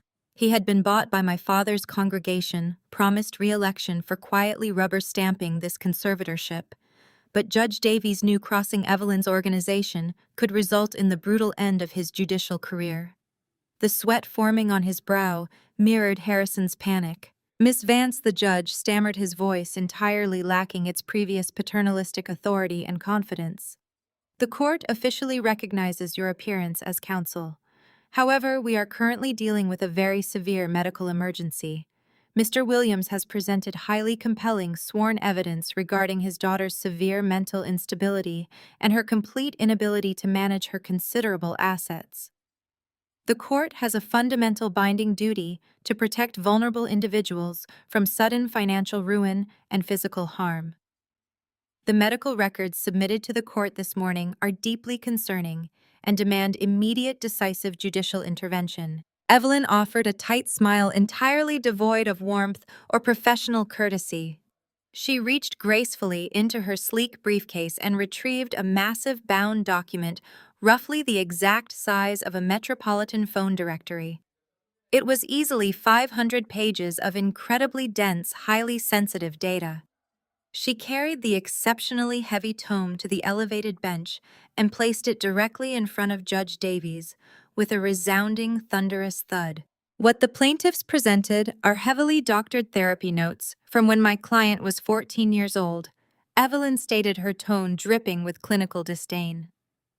What I have just handed you is the comprehensive audited financial disclosure for Apex Biolabs, including my client's corporate holdings, international municipal contracts, and current tax filings. Judge Davies stared at the massive binder.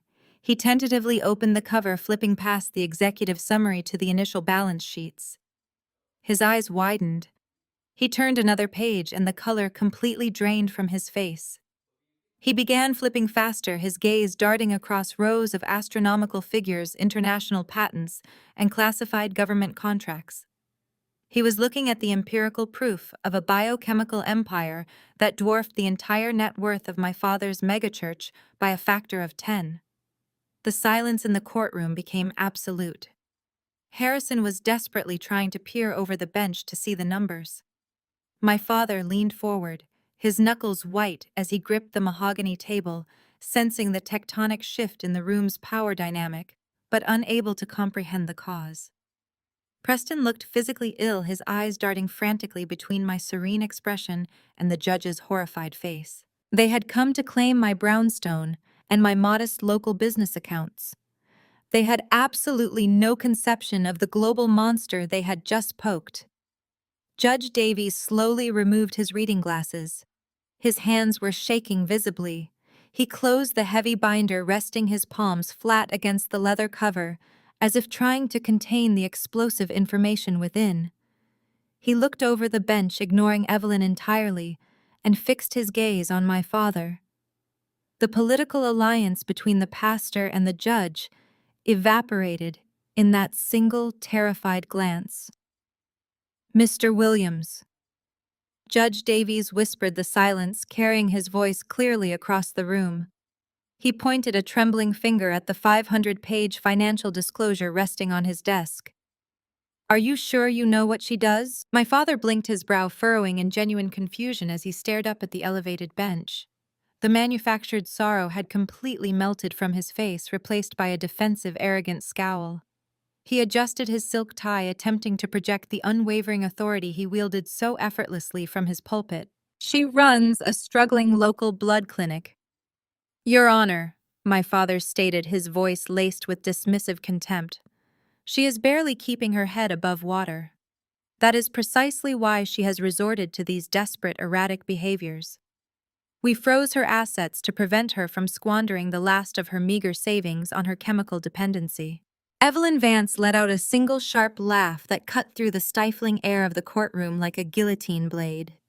She turned slowly, her designer heels pivoting on the polished hardwood floor, until she faced my father and his crumbling legal team. A struggling local blood clinic, Evelyn repeated, tasting the words as if they were spoiled wine. Your Honor, the sheer magnitude of the perjury committed in this courtroom today is breathtaking. The plaintiffs have attempted to utilize the judicial system to steal from a woman they fundamentally do not understand. Allow me to formally introduce my client to her own family. Evelyn stepped back, gesturing toward where I sat with perfect, unyielding posture. Dr. Maya Williams holds a doctorate in forensic toxicology from MIT. Evelyn announced, her voice resonating with lethal clarity. She is the sole founder, primary shareholder, and chief executive officer of Apex Biolabs. For the past decade, while her father believed she was sweeping floors in a failing medical facility, Dr. Williams was quietly building a multinational biochemical empire. Preston physically jolted in his chair. The blood completely drained from his face, leaving his skin a sickly, translucent gray. His mouth opened and closed silently, his eyes darting from Evelyn to me, and finally to the massive financial disclosure binder resting on the judge's desk. The arrogant, condescending brother-in-law, who had threatened to evict me from my own property, was suddenly struggling to draw breath. Apex Biolabs. Evelyn continued pacing methodically in front of the plaintiff's table, currently holds exclusive municipal contracts with 14 major metropolitan areas, including this one. They process elite private toxicology panels for the highest tiers of corporate and political society. The document currently resting on your desk. Your Honor details a corporate valuation that recently surpassed $2.4 billion. My client is not a destitute addict. She is a self-made billionaire. A sudden collective gasp echoed loudly from the opposing counsel. Harrison, my father's lead attorney, slumped forward, burying his face in his hands. He realized instantly that he had just presented fabricated medical documents against a woman whose entire professional existence revolved around irrefutable empirical chemical evidence. He had committed career suicide. His two associates stared blankly at their useless forged files. My stunned father's mouth hung wide open. He suddenly looked utterly ridiculous. The powerful, commanding patriarch was reduced to a gaping, speechless old man. His eyes darted wildly, searching the room for an escape hatch that did not exist. $2 billion, my father stammered, the words barely audible. That is impossible. We checked her bank accounts. Preston monitored her finances. She had nothing. We froze everything she had. I finally broke my silence. I leaned forward, resting my elbows on the smooth wood of the defendant's table. You froze a decoy account, Dad, I said, my voice echoing clearly across the courtroom. You and Preston hacked into a localized, low-tier checking account that I kept active solely for appearances. You seized $50,000. That was not my life savings. That was my petty cash fund for coffee and dry cleaning. Did you honestly believe a woman running a global biomedical firm would keep her liquid assets sitting in a standard neighborhood branch? Preston let out a low, strangled sound. He gripped the edge of the table so tightly his fingers trembled.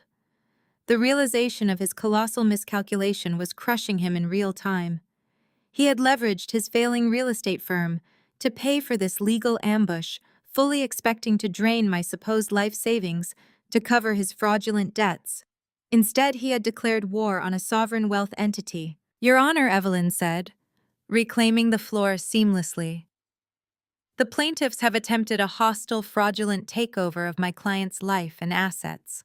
They submitted heavily doctored psychiatric records from 14 years ago. They fabricated a narrative of narcotic addiction to justify a conservatorship. But Dr. Williams's company specializes in forensic toxicology. She submitted to a comprehensive independent 5-panel hair follicle and blood analysis at dawn this morning, conducted by a rival medical firm to ensure absolute impartiality. Evelyn pulled a slim sealed envelope from her briefcase and handed it to the bailiff, who passed it up to Judge Davies. That is the certified time-stamped toxicology report, Evelyn stated. It proves conclusively and scientifically that Dr. Williams has absolutely zero traces of any narcotic, synthetic, or otherwise in her system. The allegations presented by Thomas Williams and Preston Sterling are not merely false. They are a malicious, calculated, and legally actionable conspiracy to commit fraud. Judge Davies tore open the envelope. He read the certified medical report quickly, his face growing even paler. He looked down at my father, his expression hardening into a mask of judicial fury. The judge was no longer thinking about his re-election campaign or his loyalty to a megachurch pastor. He was entirely focused on saving his own skin from the wrath of Evelyn Vance and a billionaire CEO. Gabrielle, who had been maintaining her facade of weeping victimhood, finally looked up. Her eyes were wide with sheer terror. The synthetic opioids she desperately craved were no longer her primary concern. She was now staring at a sister she no longer recognized. A ruthless sister who held the absolute power to easily obliterate her entire world with a single phone call. Thomas swallowed hard, his Adam's apple bobbing sharply against his stiff clerical collar. He opened his mouth to answer the judge, but only a dry, raspy sound emerged. The polished, untouchable veneer of the esteemed megachurch pastor was fracturing under the harsh fluorescent lights. He looked desperately to Harrison for salvation. Harrison, sweating profusely and clearly realizing his own career was hanging by a frayed thread, scrambled to regain control of the narrative. He slammed his hand flat on the mahogany table, desperate to draw the court's attention away from the astronomical financial disclosure that had just annihilated their primary argument. Your Honor, wealth does not negate severe psychiatric distress. Harrison argued, his voice pitching higher than normal. Being a corporate CEO does not make someone immune to the ravages of chemical dependency. If anything, the pressure exacerbates it.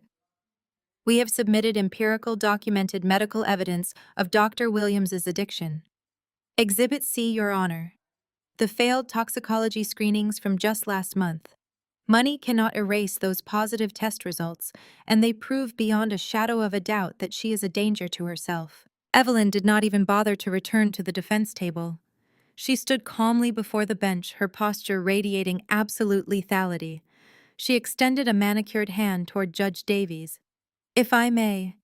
Your Honor, Evelyn requested, her tone polite but commanding. I would love to examine Exhibit C for the record. The judge, eager to distance himself from the plaintiffs and their rapidly deteriorating case, quickly slid the manila folder across the bench. Evelyn took the documents, flipped through the 3 pages of lab results, and let out a soft, melodic laugh that chilled the room. She turned and handed the pages directly to me. I looked down at the familiar formatting. The stark black lines, the specific arrangement of the assay values. The bold blue logo printed at the top right corner. It was a standard 5-panel screening report from Genesis Diagnostics. Mr. Harrison, I said, my voice ringing with crystalline authority. Could you please read the name of the laboratory that supposedly issued these failed drug tests for the court record? Harrison glared at me, his jaw set stubbornly. Genesis Diagnostics, a highly respected independent facility in Buckhead. It is indeed highly respected, I replied, placing the papers flat on the defendant's table. Which is exactly why I acquired it entirely 3 years ago. Genesis Diagnostics is a wholly owned subsidiary of Apex Biolabs. I own the building, I own the testing equipment, and I sign the paychecks for every single technician who works there. Preston let out a strangled, high-pitched gasp. He slumped back in his chair, his hands flying to his head as if physically trying to hold his skull together. He had fabricated medical records using the letterhead of a clinic that belonged directly to his target. The sheer, breathtaking stupidity of his actions was dawning on him in real time. Since I own the proprietary software that generates these reports, I continued, turning my gaze back to Judge Davies. I am intimately familiar with our security protocols. If you look closely at the upper left corner of Exhibit C, you will see a barcode. That barcode is algorithmically generated based on the patient's intake timestamp. The barcode on this document corresponds to a Tuesday in 2019. Furthermore, the font used for the positive assay values is Arial. Genesis Diagnostics strictly utilizes a custom proprietary typeface designed specifically to prevent this exact type of crude amateurish photocopying. I picked up the document and pointed to the second page. Beyond the clerical errors, the science itself is embarrassing. You listed a synthetic oxymorphone derivative as the primary substance in my system. A human liver metabolizes that specific chemical into a secondary compound called noroxymorphone. The forged document lists a completely different chemically impossible byproduct. Whoever typed this up simply copied random narcotic terms from the internet. I hold a doctorate in forensic toxicology. I would never fail a drug test this stupidly. Evelyn stepped forward, producing another sleek folder from her titanium briefcase. Your Honor, attached here is a sworn affidavit from the Chief Medical Officer of Genesis Diagnostics, along with the raw digital server logs from the clinic. The serial number on Exhibit C belongs to a voided calibration machine test, not a human patient. These documents were created on a home computer using consumer-grade photo editing software. Judge Davies's face flushed a deep, furious crimson. He slammed his hand onto his desk, leaning aggressively toward the plaintiff's table. The political capital my father possessed was officially worthless. No judge would risk federal conspiracy charges to protect a megachurch pastor. Mr. Williams! Judge Davies thundered, his voice shaking with genuine rage. You swore an oath at the beginning of these proceedings. I am going to ask you one question, and your answer will determine whether you leave this courtroom through the front doors or in handcuffs. Did you or did you not obtain these medical records legitimately from a licensed medical professional? The courtroom held its collective breath. My father was trapped in a nightmare of his own making. If he admitted the forgery, he was confessing to a felony in open court. If he lied, he was committing perjury right in front of a judge, holding the irrefutable proof of his deception. His narcissism, however, would not allow him to admit defeat. He had spent his entire life bullying people into accepting his version of reality. He truly believed his divine authority could override a biochemical trap. My father stood up, puffing out his chest, attempting to summon his righteous pastoral indignation. Your Honor, I am a man of God. I received those documents directly from a concerned member of my congregation who works in the medical field. They were delivered to my private office in a sealed envelope. I submitted them in good faith out of desperate concern for my daughter's decaying soul. I swear on the Holy Bible that I did not alter them. He had done it. He had doubled down on the lie under penalty of perjury. Evelyn did not flinch. She simply turned a page in her binder. Your Honor, my client's firm does not just monitor biological data. We employ a formidable cybersecurity division to protect our intellectual property. When we discovered the forgery this morning, we initiated a trace on the digital footprint of the modified PDF. We accessed the metadata. Evelyn paused, allowing the agonizing silence to stretch until Preston looked like he was about to vomit. The metadata confirms the document was altered exactly 12 hours ago, using a registered version of Adobe Photoshop. Evelyn stated, her voice dropping to a lethal whisper. The software license is registered to Preston Sterling. The IP address matches the router located in the private home study of Reverend Thomas Williams. They did not receive these from a concerned citizen. They manufactured a federal crime in their own home. Harrison immediately pushed his chair back, distancing himself physically and legally from his clients.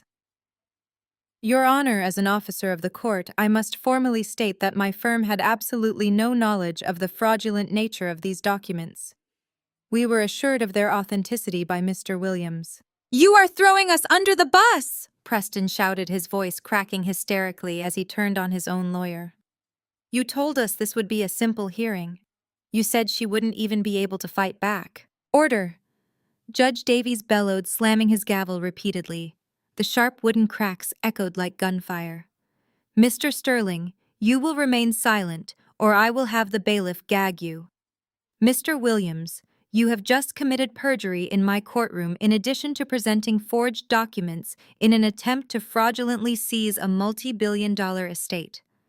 This is an egregious abuse of the judicial system. My father stared at the judge, the realization finally breaking through his arrogant armor. The impenetrable shield of his pastoral prestige was gone, shattered into a million pieces by lines of code and proprietary fonts. He looked over at me, his eyes wide with a mixture of terror and disbelief, finally seeing the predator I had become. The silence stretching between us was absolute, broken only by the ragged, uneven sound of my father drawing breath. He gripped the edge of the mahogany table, his knuckles bone white, a man watching his meticulously constructed empire of lies disintegrate into ash. I did not offer him a single ounce of pity. I simply held his gaze, letting him drown in the chilling reality of his own catastrophic hubris. Evelyn Vance broke the stillness, her voice a sharp, commanding instrument. "The defense calls Dr. Maya Williams to the stand." I stood up, smoothing the front of my tailored blazer, and walked toward the witness box. I did not rush. I moved with the precise, measured cadence of a woman entirely in control of her environment. I placed my hand on the Bible, swore the oath, and took my seat. The microphone picked up the soft rustle of my clothing. Judge Davies leaned forward, his previous arrogance replaced by a palpable nervous anticipation. He was no longer presiding over an emergency conservatorship. He was a captive audience to an execution. "Dr. Williams." Evelyn began pacing slowly before the bench. "The plaintiffs have painted a vivid portrait of a lifelong incurable addict. They claim this downward spiral began 14 years ago. Would you care to clarify the origin of these allegations for the court record?" I slowly adjusted this microphone, looking directly at the plaintiff's table. I did not yell. I did not let a single tremor of emotion bleed into my voice. I spoke with the clinical, detached precision of a forensic scientist dissecting a contaminated specimen. 14 years ago, I stated my tone even and cold. I was a 20-year-old college student home for the summer. My mother, Brenda, was in the final stages of terminal illness. Our house was a war zone of medical equipment, hospice nurses, and profound grief. During that terrible summer, a large quantity of highly potent prescription narcotics went missing from my mother's secure lockbox.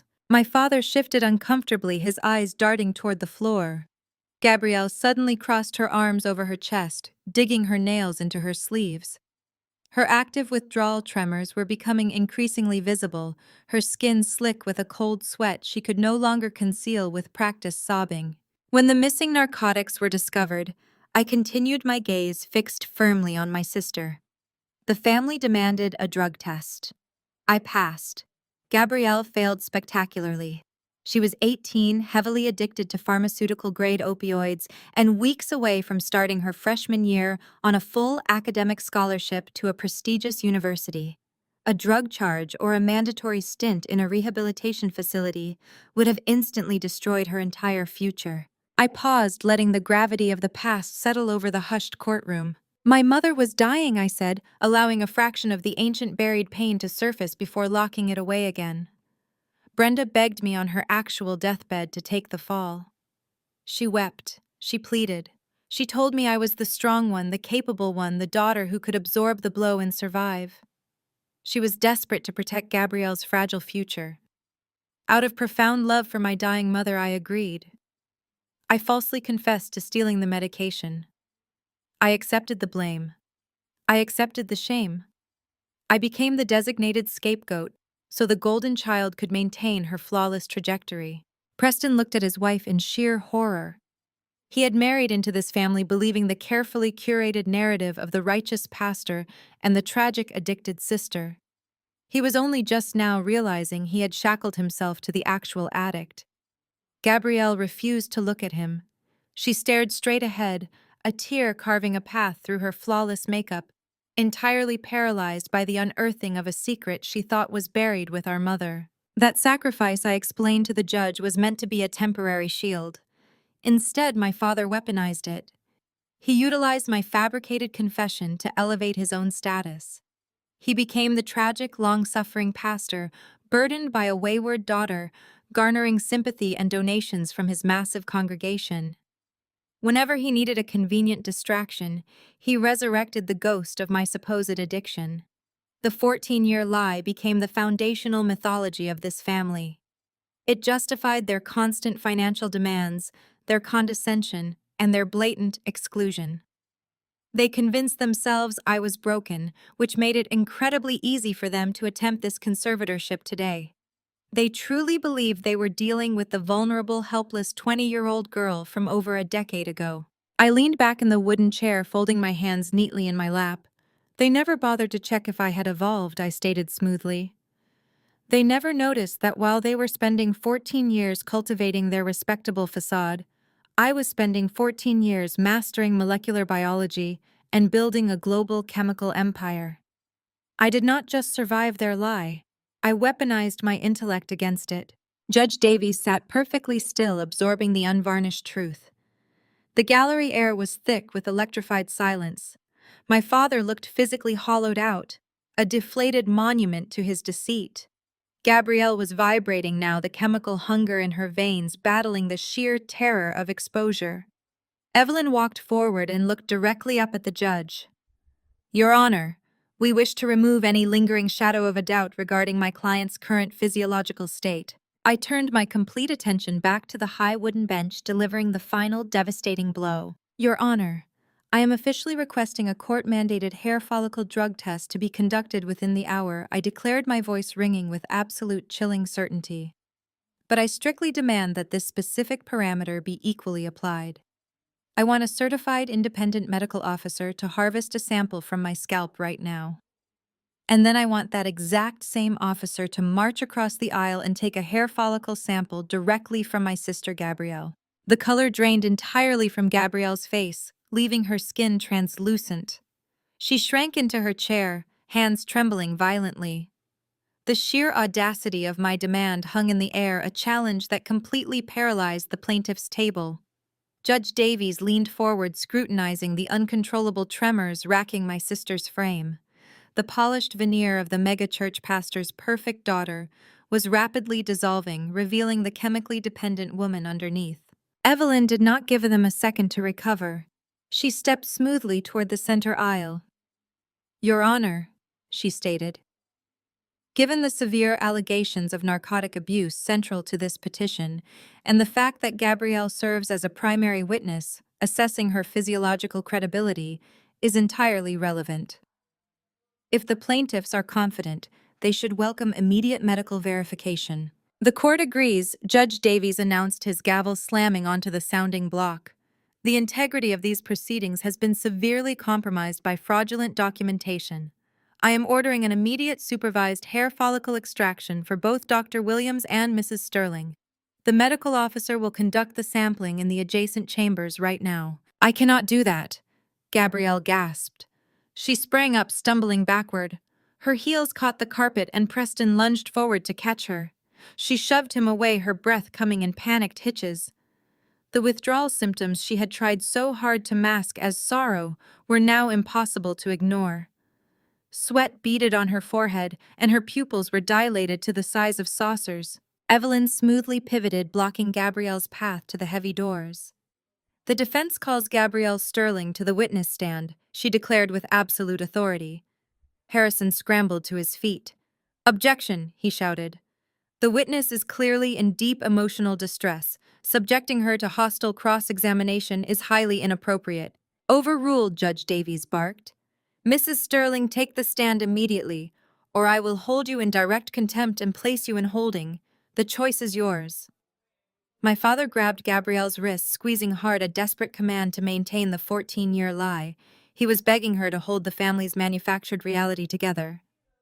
Gabrielle looked at his hand, then up at his terrified face, and violently ripped her arm away. Don't touch me, Gabrielle hissed with sudden hatred. You forced me into this trap. She stumbled toward the witness box, her body shaking.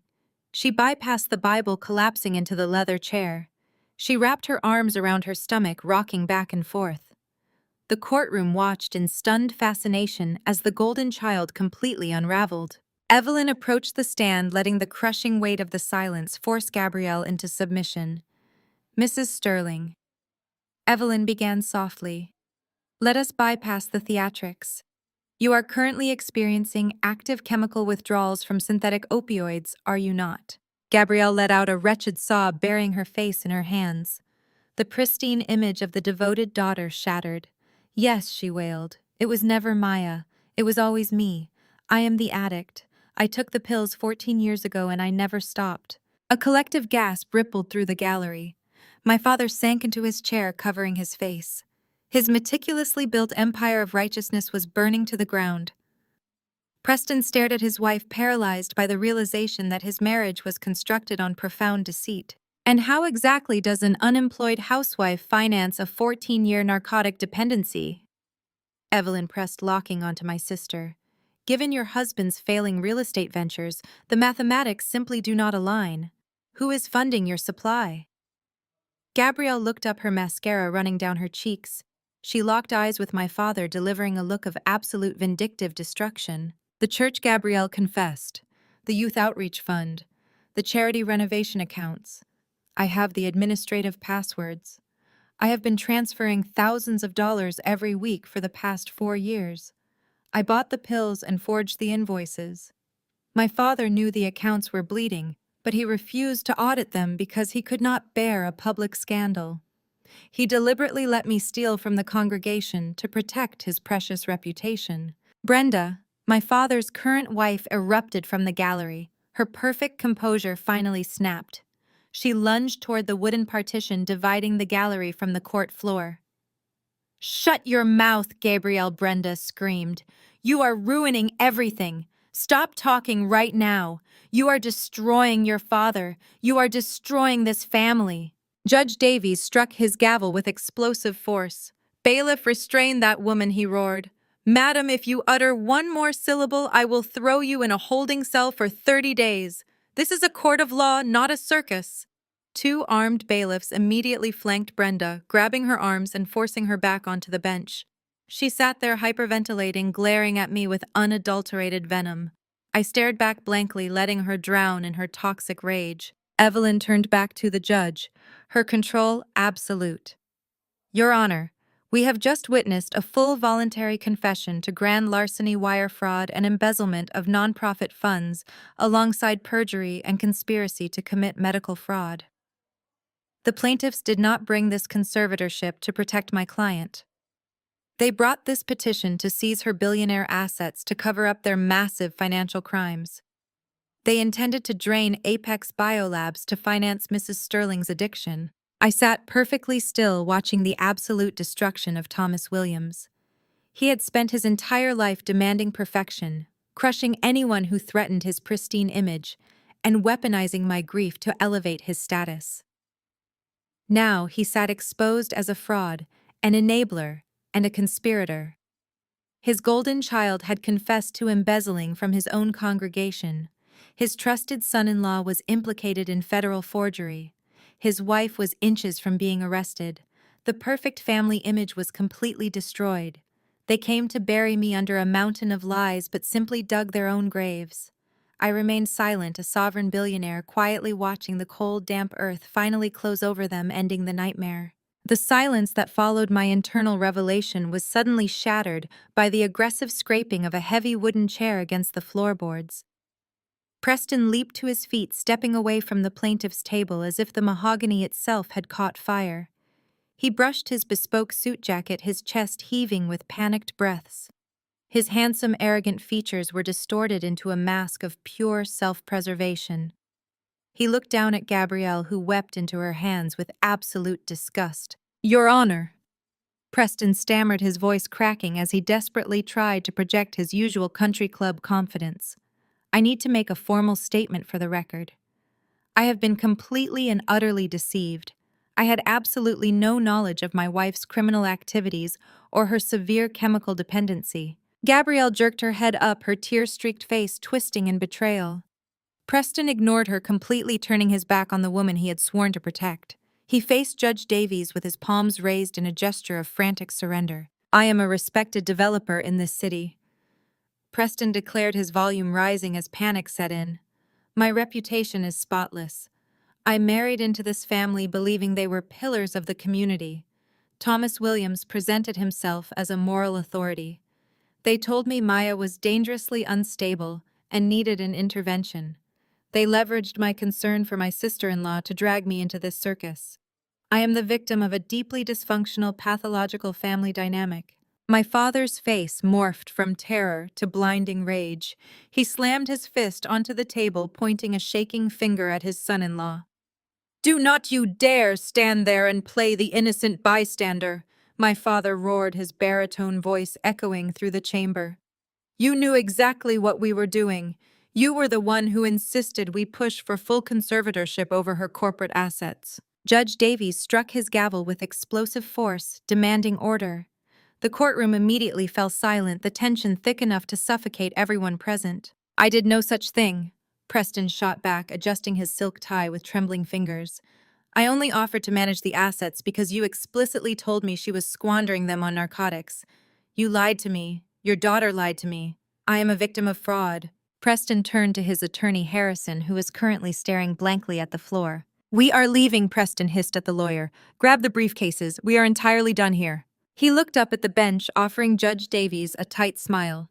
Your Honor, I respectfully request to be dismissed from these proceedings immediately.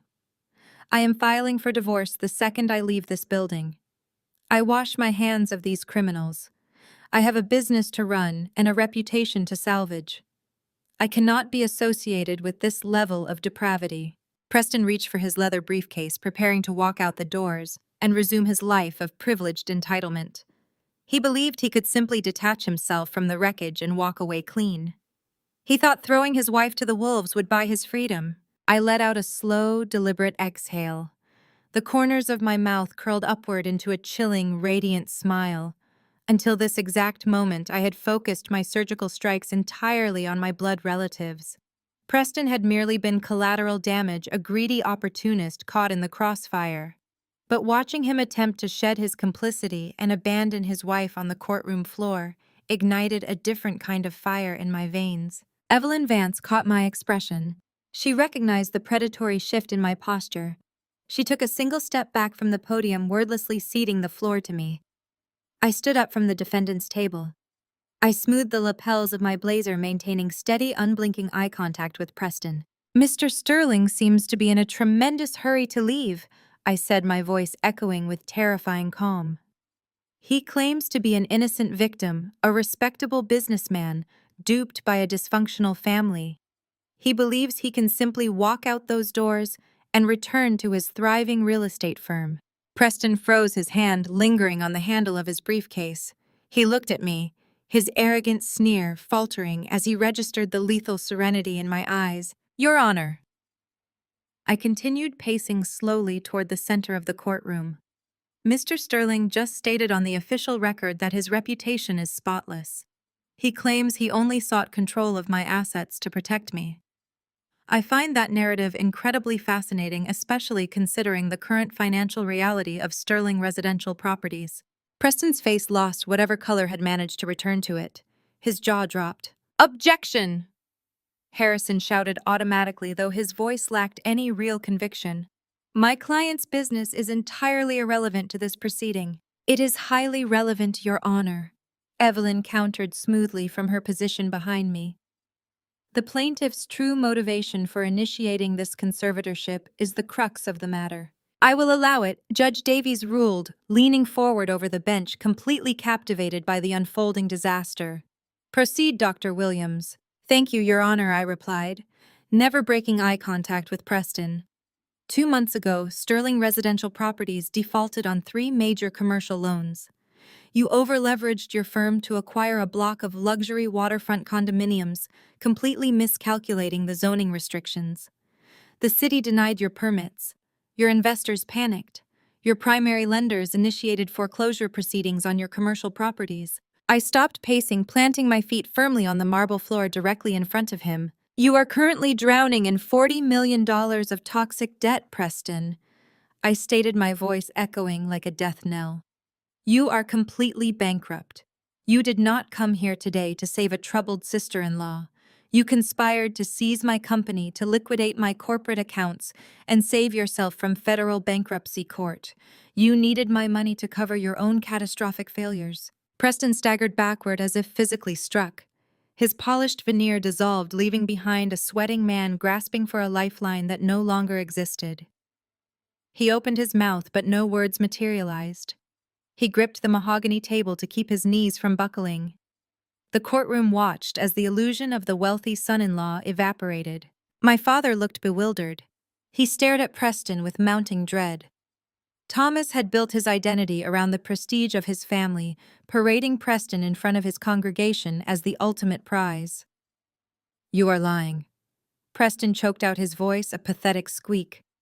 "You have absolutely no proof of this. My company is completely sound."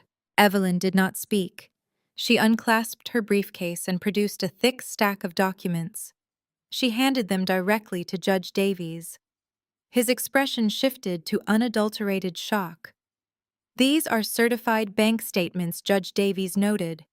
"These records detail $42 million in defaulted loans and multiple foreclosures on your commercial properties. You are destitute." I stepped closer to the witness box, commanding the attention of the room. I did not need to raise my voice to make it cut like glass. "He is not just destitute," I clarified. "He is a predator. Preston is not old money, and he is not a successful developer. He is a con artist who married Gabrielle specifically to access my father's megachurch congregation." Gabrielle looked up with terrified eyes. Even through the fog of her dependency, the magnitude of her husband's betrayal was penetrating her mind. She thought she was marrying a billionaire. Instead, she married a parasite. Thomas gasped in sheer horror. His congregation was his kingdom, the source of his power and wealth. For 4 years, I continued. Preston ran a Ponzi scheme. He solicited unregulated investments from the wealthiest members of the church. My father facilitated these introductions, hosting private dinners designed to funnel his affluent parishioners directly into Preston's fraudulent ventures. "I am a man of God," my father shouted. "I trusted him. I thought he was helping my flock secure their futures. I had no idea." "You did not want to know," I countered. "You ignored every red flag because you loved having a wealthy developer in the family. You handed him your congregation and he bled them. When his projects collapsed, he used money from new church investors to pay the old ones." Preston was shaking violently now. He looked frantically toward the double doors, calculating the odds of making a run for it. The armed bailiffs shifted their weight. "But eventually you ran out of gullible parishioners," I stated. "The well ran dry. Your creditors demanded their money, and the bank initiated foreclosure on your properties. You were weeks away from facing dozens of lawsuits and potential federal indictment for wire fraud. That is when you realized you needed a massive injection of untraceable capital." Preston swallowed hard, a bead of sweat tracing a path down his neck into his collar. "You needed Apex Biolabs." I declared the truth, ringing with absolute finality. "You looked at my holding company and saw salvation. You convinced my father I was an unstable addict who needed a conservatorship. You planned to be appointed the primary financial conservator. Your endgame was to liquidate my corporate assets, siphon millions into offshore accounts, and pay off your toxic debts before the church investors realized their money was gone. You orchestrated this entire lie simply to steal my life's work." Judge Davies leaned back, running a hand over his face. The scale of the deception was staggering. They demanded control over a vulnerable woman, but exposed a sprawling criminal conspiracy. "Your Honor." Harrison stammered, his career flashing before his eyes. "My firm had absolutely no knowledge of this." "Sit down, Mr. Harrison," Judge Davies snapped. "Your clients are in grave peril. Your attempts to distance yourself are irrelevant." Preston found his voice. It was a desperate sound. "You cannot prove my intent," he snarled, trying to summon his former bravado. "I made bad business decisions, yes, but you cannot prove I intended to liquidate your assets. You are just a vindictive sister spinning conspiracy theories. My debts are a civil matter. I will restructure. I will negotiate with the banks." I let a slow, predatory smile stretch across my face. The moment I had engineered for the past 6 months had arrived. I looked at the arrogant man who tried to destroy me and delivered the final blow. "You will not be negotiating with any banks, Preston," I said, my voice dropping to a terrifying whisper that carried to every corner of the silent room. Preston blinked, his brow furrowing in confusion. "What are you talking about? Did you think I spent 14 years building a global chemical empire without learning how financial markets operate?" I asked with lethal amusement. "Did you think I would let you plot my demise without investigating your pathetic existence?" I turned slightly, gesturing to Evelyn, who was already withdrawing a legally stamped folder from her briefcase. When my cybersecurity division intercepted your emails discussing this conservatorship, I did not just prepare a defense, I explained, watching Preston pale. I initiated a hostile financial takeover. Banks despise toxic debt. They prefer to offload those liabilities for pennies on the dollar to anyone willing to assume the collection risk. Preston's mouth opened and closed like a dying fish. His eyes darted to the folder, a primal terror taking root. I instructed my holding company to approach your lenders, I stated. Through blind subsidiaries and aggressive acquisitions, we systematically purchased every single one of your defaulted commercial notes. We bought the loans on your waterfront properties. We bought the paper on your personal mansion. Preston fell back into his chair, the breath knocked out of his lungs. You do not owe the banks anymore, Preston, I whispered, delivering the ultimate financial checkmate. You owe me. I own your debts. I own your properties. I absolutely own you. Preston staggered backward, his tailored suit looking like a borrowed costume on a collapsing mannequin. He bumped into the plaintiff's table, sending a stack of forged medical records spilling across the floor. The oxygen seemed to vanish from the courtroom as the suffocating weight of his financial ruin crashed down upon him. He opened his mouth to hurl an empty threat, but his vocal cords refused to cooperate. His eyes, usually gleaming with manufactured country club charm, dilated with unadulterated panic. I did not offer him a second to recover. I turned to the court reporter, ensuring my voice carried clearly over the dead silence. Let the record reflect that as the sole acting executive of Apex Biolabs, I am officially calling in all defaulted loans, promissory notes, and leveraged assets held by Preston Sterling. My legal team served formal notices of immediate collection to his corporate office exactly 1 hour ago. He is legally comprehensively bankrupt. Evelyn Vance stepped forward, placing a leather portfolio on the judge's bench. Furthermore, Your Honor, my client has already forwarded the financial logs of Reverend Thomas Williams's church accounts directly to the Internal Revenue Service and the State Attorney General. The documents outline a systematic embezzlement ring. Preston utilized his wife's illicit access to siphon hundreds of thousands of tax-exempt charitable donations into his failing shell companies to temporarily stave off his furious creditors. Judge Davies flipped through the initial pages, his face draining of color. He looked down at Preston with an expression of absolute disgust. This is a federal crime, Mr. Sterling. You have orchestrated a massive fraud under the guise of religious charity, and you attempted to use my courtroom to facilitate the theft of a billionaire's estate to cover your tracks. Preston's chest heaved. He looked wildly around the room, his gaze darting from the furious judge to his catatonic wife, and finally resting on my father. He realized he was backed into an inescapable corner. There was no charm left to deploy. There were no more lies to spin. The walls of his elaborate scam had violently contracted, crushing him. You thought you could seize my brownstone, I stated, my voice a quiet, lethal blade slicing through his panic. You believed you could declare me incompetent, lock me in a psychiatric facility, and liquidate my grandfather's historic estate to pay off your toxic real estate debts. But that brownstone was placed into an irrevocable trust the day I turned 18. It is legally untouchable. You spent months planning a hostile takeover of a fortress you could never breach. You are not a mastermind. You are just a desperate, sloppy thief who ran out of other people's money. Something inside Preston finally snapped. The polished, affluent veneer shattered, revealing the ugly, festering rot underneath. His face contorted into a mask of pure vitriolic rage. He lunged forward, his fists clenched, spit flying from his lips as he abandoned any pretense of civilization. You arrogant ghetto trash! Preston screamed, his voice echoing violently off the high ceilings. The sheer venom in his tone made the gallery gasp. You think you are so smart because you made a few $billion? You are nothing but street garbage playing dress-up. You and your entire pathetic family are genetic inferiors.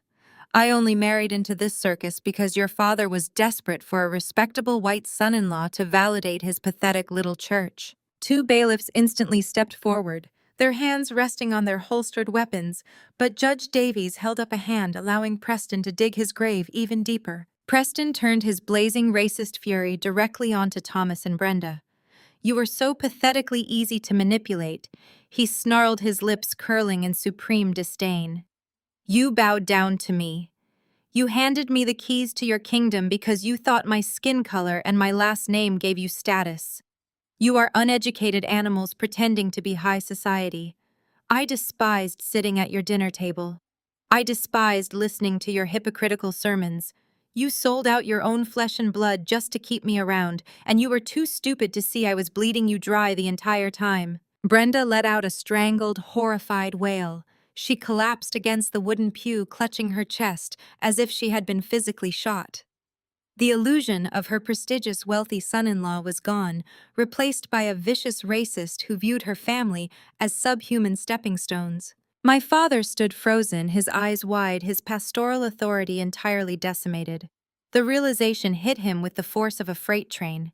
He had spent 14 years protecting a lie, destroying his loyal daughter, and sacrificing his family's integrity, all for the approval of a man who looked at him with absolute racially motivated contempt.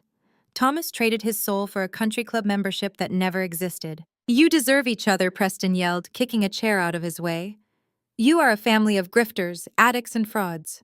I am filing for divorce, and I am leaving this disgusting ghetto behind."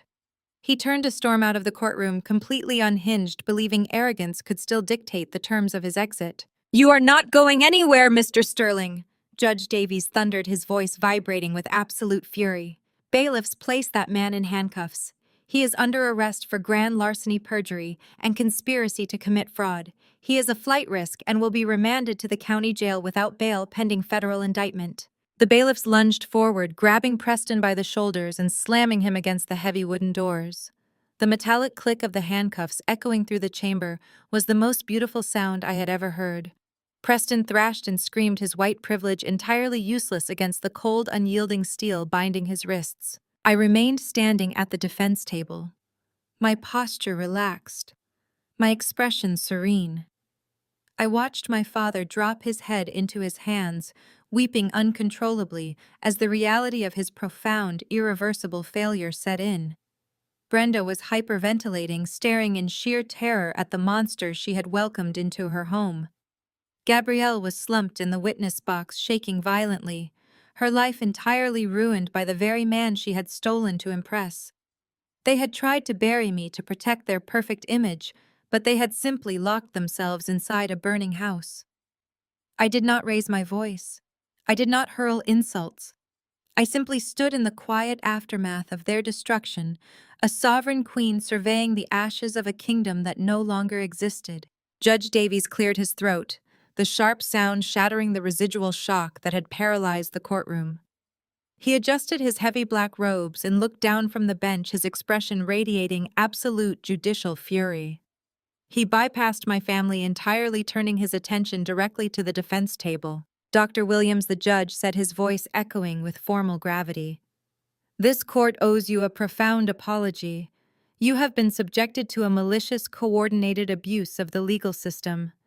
The fact that your own blood relatives attempted to weaponize this courtroom to steal your corporate assets and revoke your basic human rights is completely reprehensible." He picked up his wooden gavel and struck the sounding block with explosive finality. "I am dismissing this petition for conservatorship with prejudice," Judge Davies declared. "This specific filing can never be brought before a court again. You are entirely free to go, Doctor." "Thank you, Your Honor," I replied simply, giving him a respectful nod. But the judge was far from finished. He turned his piercing gaze toward the plaintiff's table, where my father sat shivering in his tailored suit, his pristine reputation officially shredded. "Reverend Williams, do not attempt to leave this building," the judge commanded. "I am officially ordering the court clerk to seal the transcripts of today's proceedings. I am forwarding these records along with the extensive financial dossiers provided by the defense directly to the district attorney and the federal authorities."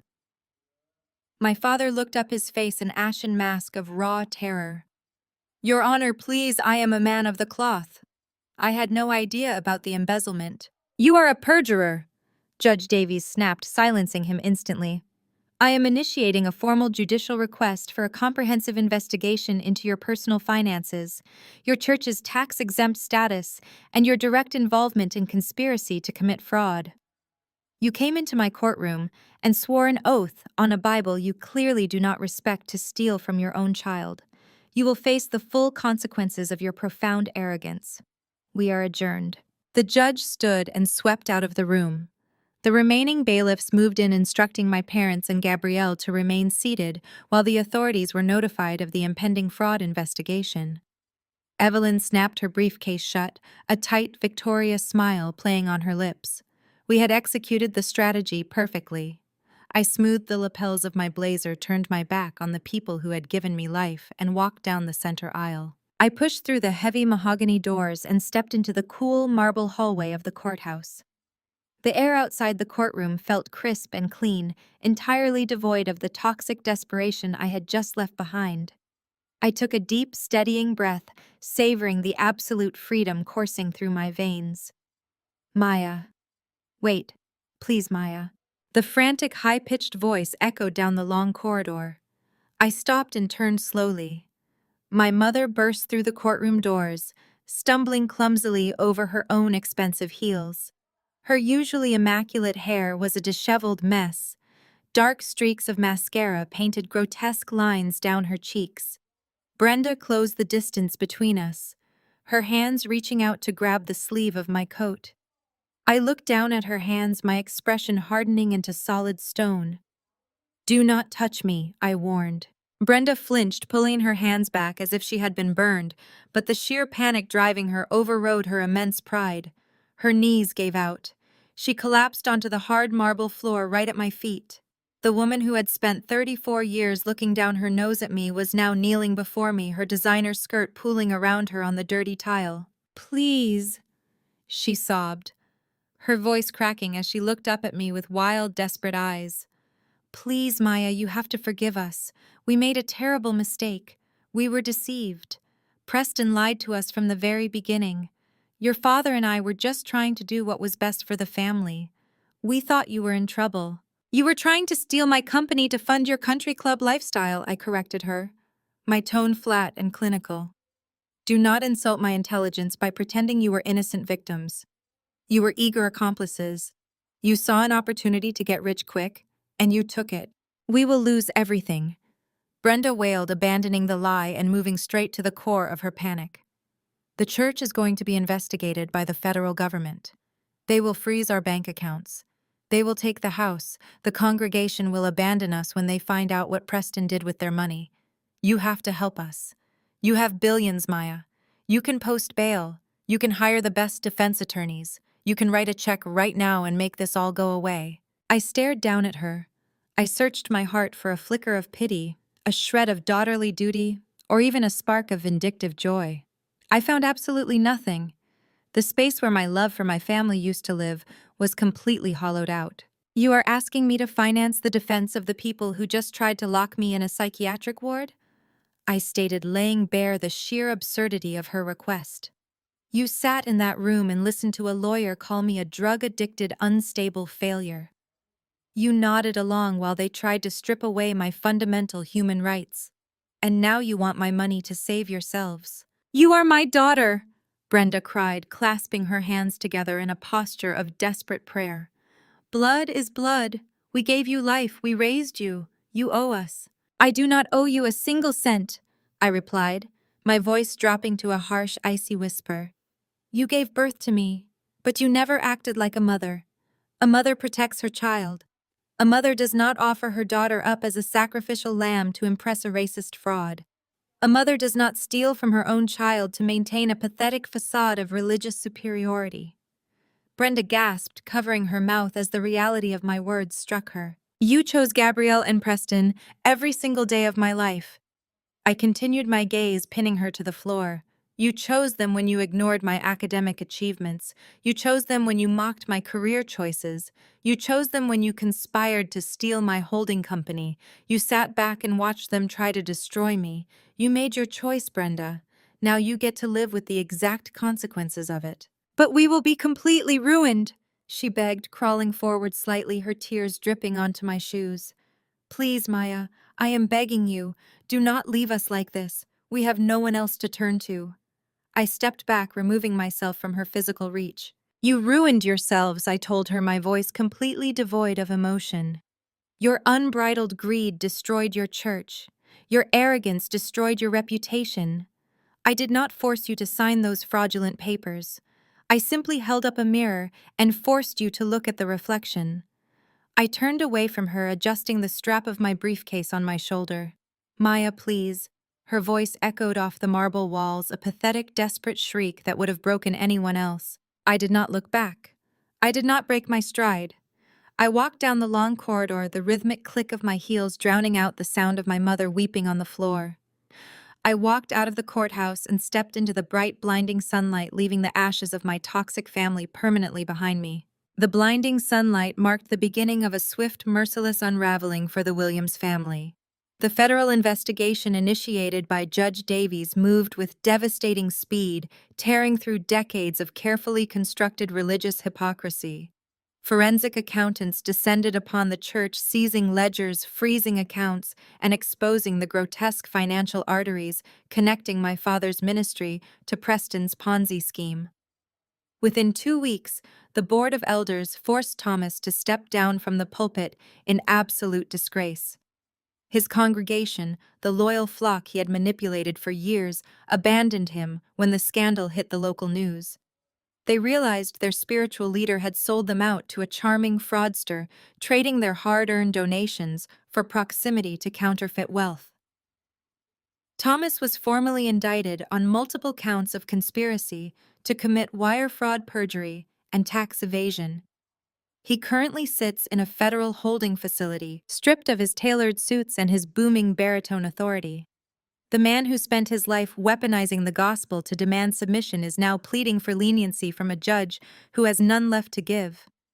Brenda, entirely destitute and socially exiled, moved into a tiny apartment on the outskirts of the city, living on the charity of the few distant relatives who still speak to her. Preston Sterling experienced an even more spectacular descent into oblivion.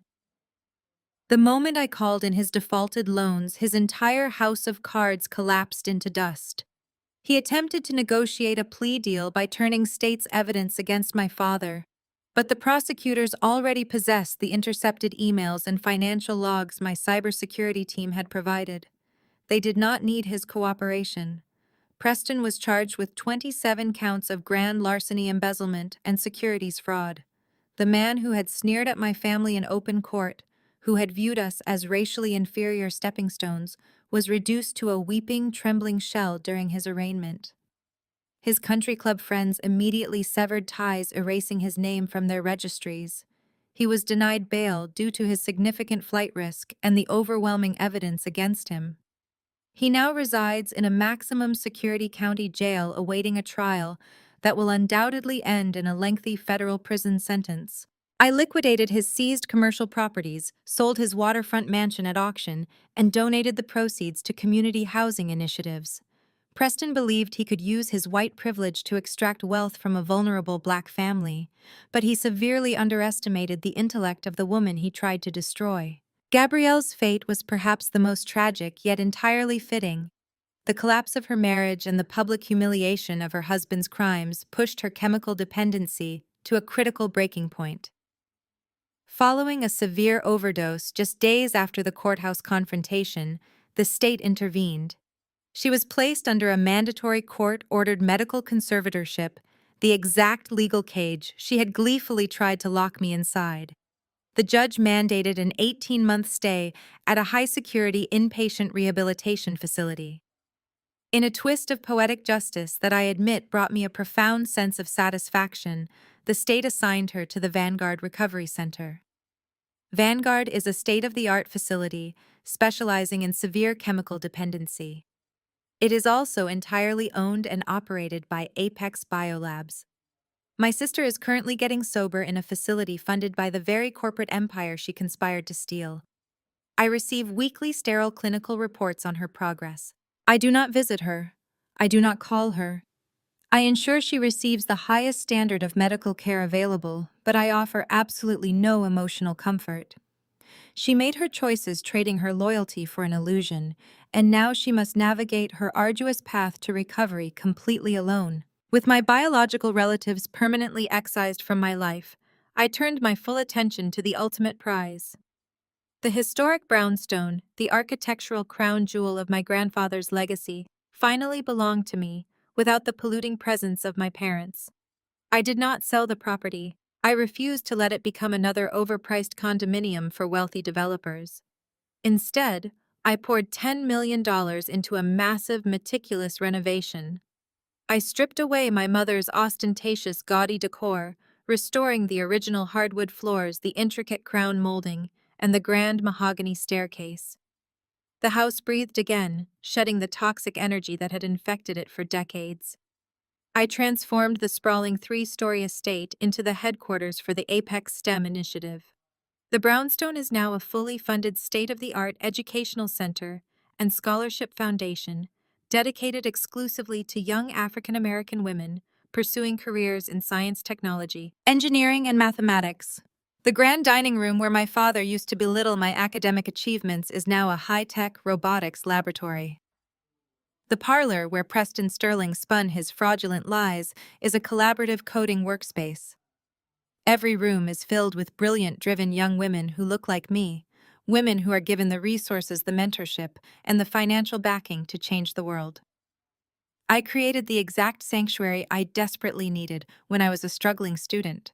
Today, exactly 1 year after that fateful courtroom battle, I stand on the front porch of my generational home. The crisp autumn air rustles the leaves of the ancient oak tree in the front yard. I hear the bright, confident laughter of students echoing from the open windows of the laboratory inside. My holding company continues to dominate the global market, my wealth expanding beyond anything Preston or my father could have ever comprehended. But my true victory is not the billions in my accounts. My victory is this unbreakable peace. I look down the quiet tree-lined street, my posture relaxed, my spirit completely unburdened. I broke the cycle of generational trauma. I defeated predators who sought to consume my brilliance. I am standing on the foundation my grandfather built, surrounded by the future I helped create. I am victorious. I am wealthy. I am finally forever free.